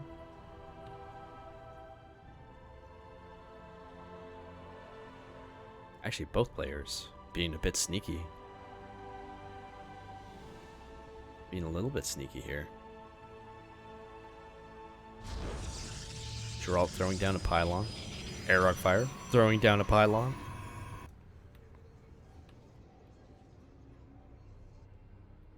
Alright, this seems like a great position for a Stargate for Geralt, and I'm going to say a Robo for Arog Fire. Actually, no. Okay, yeah, gate. Gate. It's a gateway. Arog Fire wanting to get aggressive right off the bat. Geralt with the pretty standard 2 adepts. It's going to be causing that mayhem again. Are you going to actually... No. It's not going to spot the proxy. Bit unfortunate. Arog Fire with the cheeky little... Yeah. Ooh. Man. Geralt is just dancing all around this damn... It's just dancing around this. He's like so close. So close. He knows something's up. He just can't find it. I guess it really doesn't matter because Geralt moving in, the 2 adepts. Arrow fire. Oh, no! Oh, that's so unfortunate. He was so close. These adepts get in, causing all sorts of economic damage for Arrow fire. One more probe. I say one more probe, but the Oracle comes in and absolutely raises that number to 11 and then 12. He does lose it, but Arog Fire down to 13 workers. He has to make something happen at this point, or Geralt's just going to pull too far ahead. Now, Geralt has indeed discovered this proxy location. Arog Fire warping in as many units as possible to try and break Geralt and save his tournament life. The Stalkers are coming in now. Arog Fire's bank just absolutely in shambles. He's going to try and break up the ramp with the Stalkers. Immediately going after one of the building pylons. Geralt with a shield battery at the top and a couple of Stalkers. Arog Fire trying his best to snipe some of these Stalkers, but the shield battery is going to repair them basically immediately. He's going to try and take out the cybernetics core. Unfortunately, the shield battery is here, and it will not let him do it. Oh! He might actually get the snipe. Oh, does get the snipe. So now, Geralt can't actually make Stalkers. Ooh, this is starting to look a bit troubling for Arog Fire. Lag. Bit of an unfortunate situation there for Arog Fire, but he has broken into the top of the base. Shield battery overcharge is going to be popped, and Arog Fire is going to have to back up. Geralt just trying to buy himself enough time so that he can actually do something with his advantage. His Immortal is actually about to pop out here. Geralt pulling probes off the line to try and deal with this. Another 5 probes were killed by the Oracle, I think. 20 probes killed so far by Geralt. Geralt now holding the top of his ramp. Arog Fire finding the proxy, I believe. Oh no, these adepts are going to get in again. Oh no. Oh no. The probe is going to be there. And it's going to get the block off. But the adepts are going to finish up. They're going to try and break in again. Just more problems for Arog Fire to... More fires for Arog Fire to put out. Oh, but on the other side of the map, Geralt has broken out of his base. He has the 2 Immortals, and he's going to be pushing Arog Fire away from his base. Things are seeming a bit grim now for Arog Fire.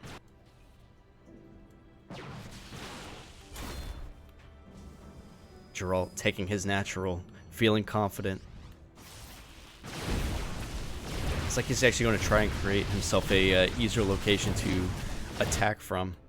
Arog Fire sending a couple Stalkers. Oh, nope. Sending them back to try and engage into this. There is now a War Prism on the field. Geralt has the ability to juggle a lot of these units. Picking up the Immortals, trying to engage into the Stalkers.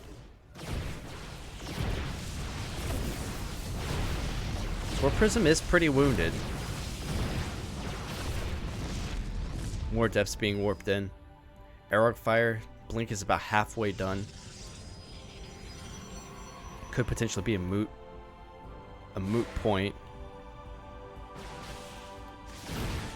Big spread of units here at the top of the ramp for Arog Fire to try and deal with the oncoming threat. Arog Fire fighting for his life. Unfortunately, there's only just now being a shield battery put down. Geralt struggling like a madman. And it looks like at this point, Arog Fire is losing too many units. He's trying his damnedest just to keep all of these Stalkers alive. GG is going to be called, and Geralt is going to take first place.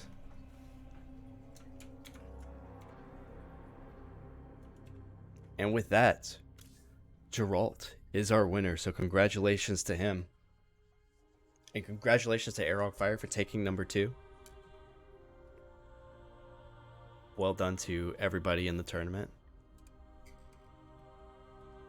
It was a fantastic finals. All right. Well, that's going to be it for SSL Pro Circuit Season 2. I've been your host, Lord Cranial. A couple of shout-outs I should give. DXRacer for sponsoring us.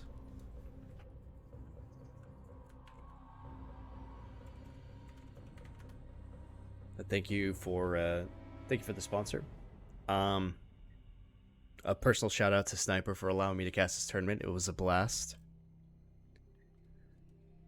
Yeah. Hopefully we'll be back for Season 3 fairly soon. I'm excited to see more signups for that.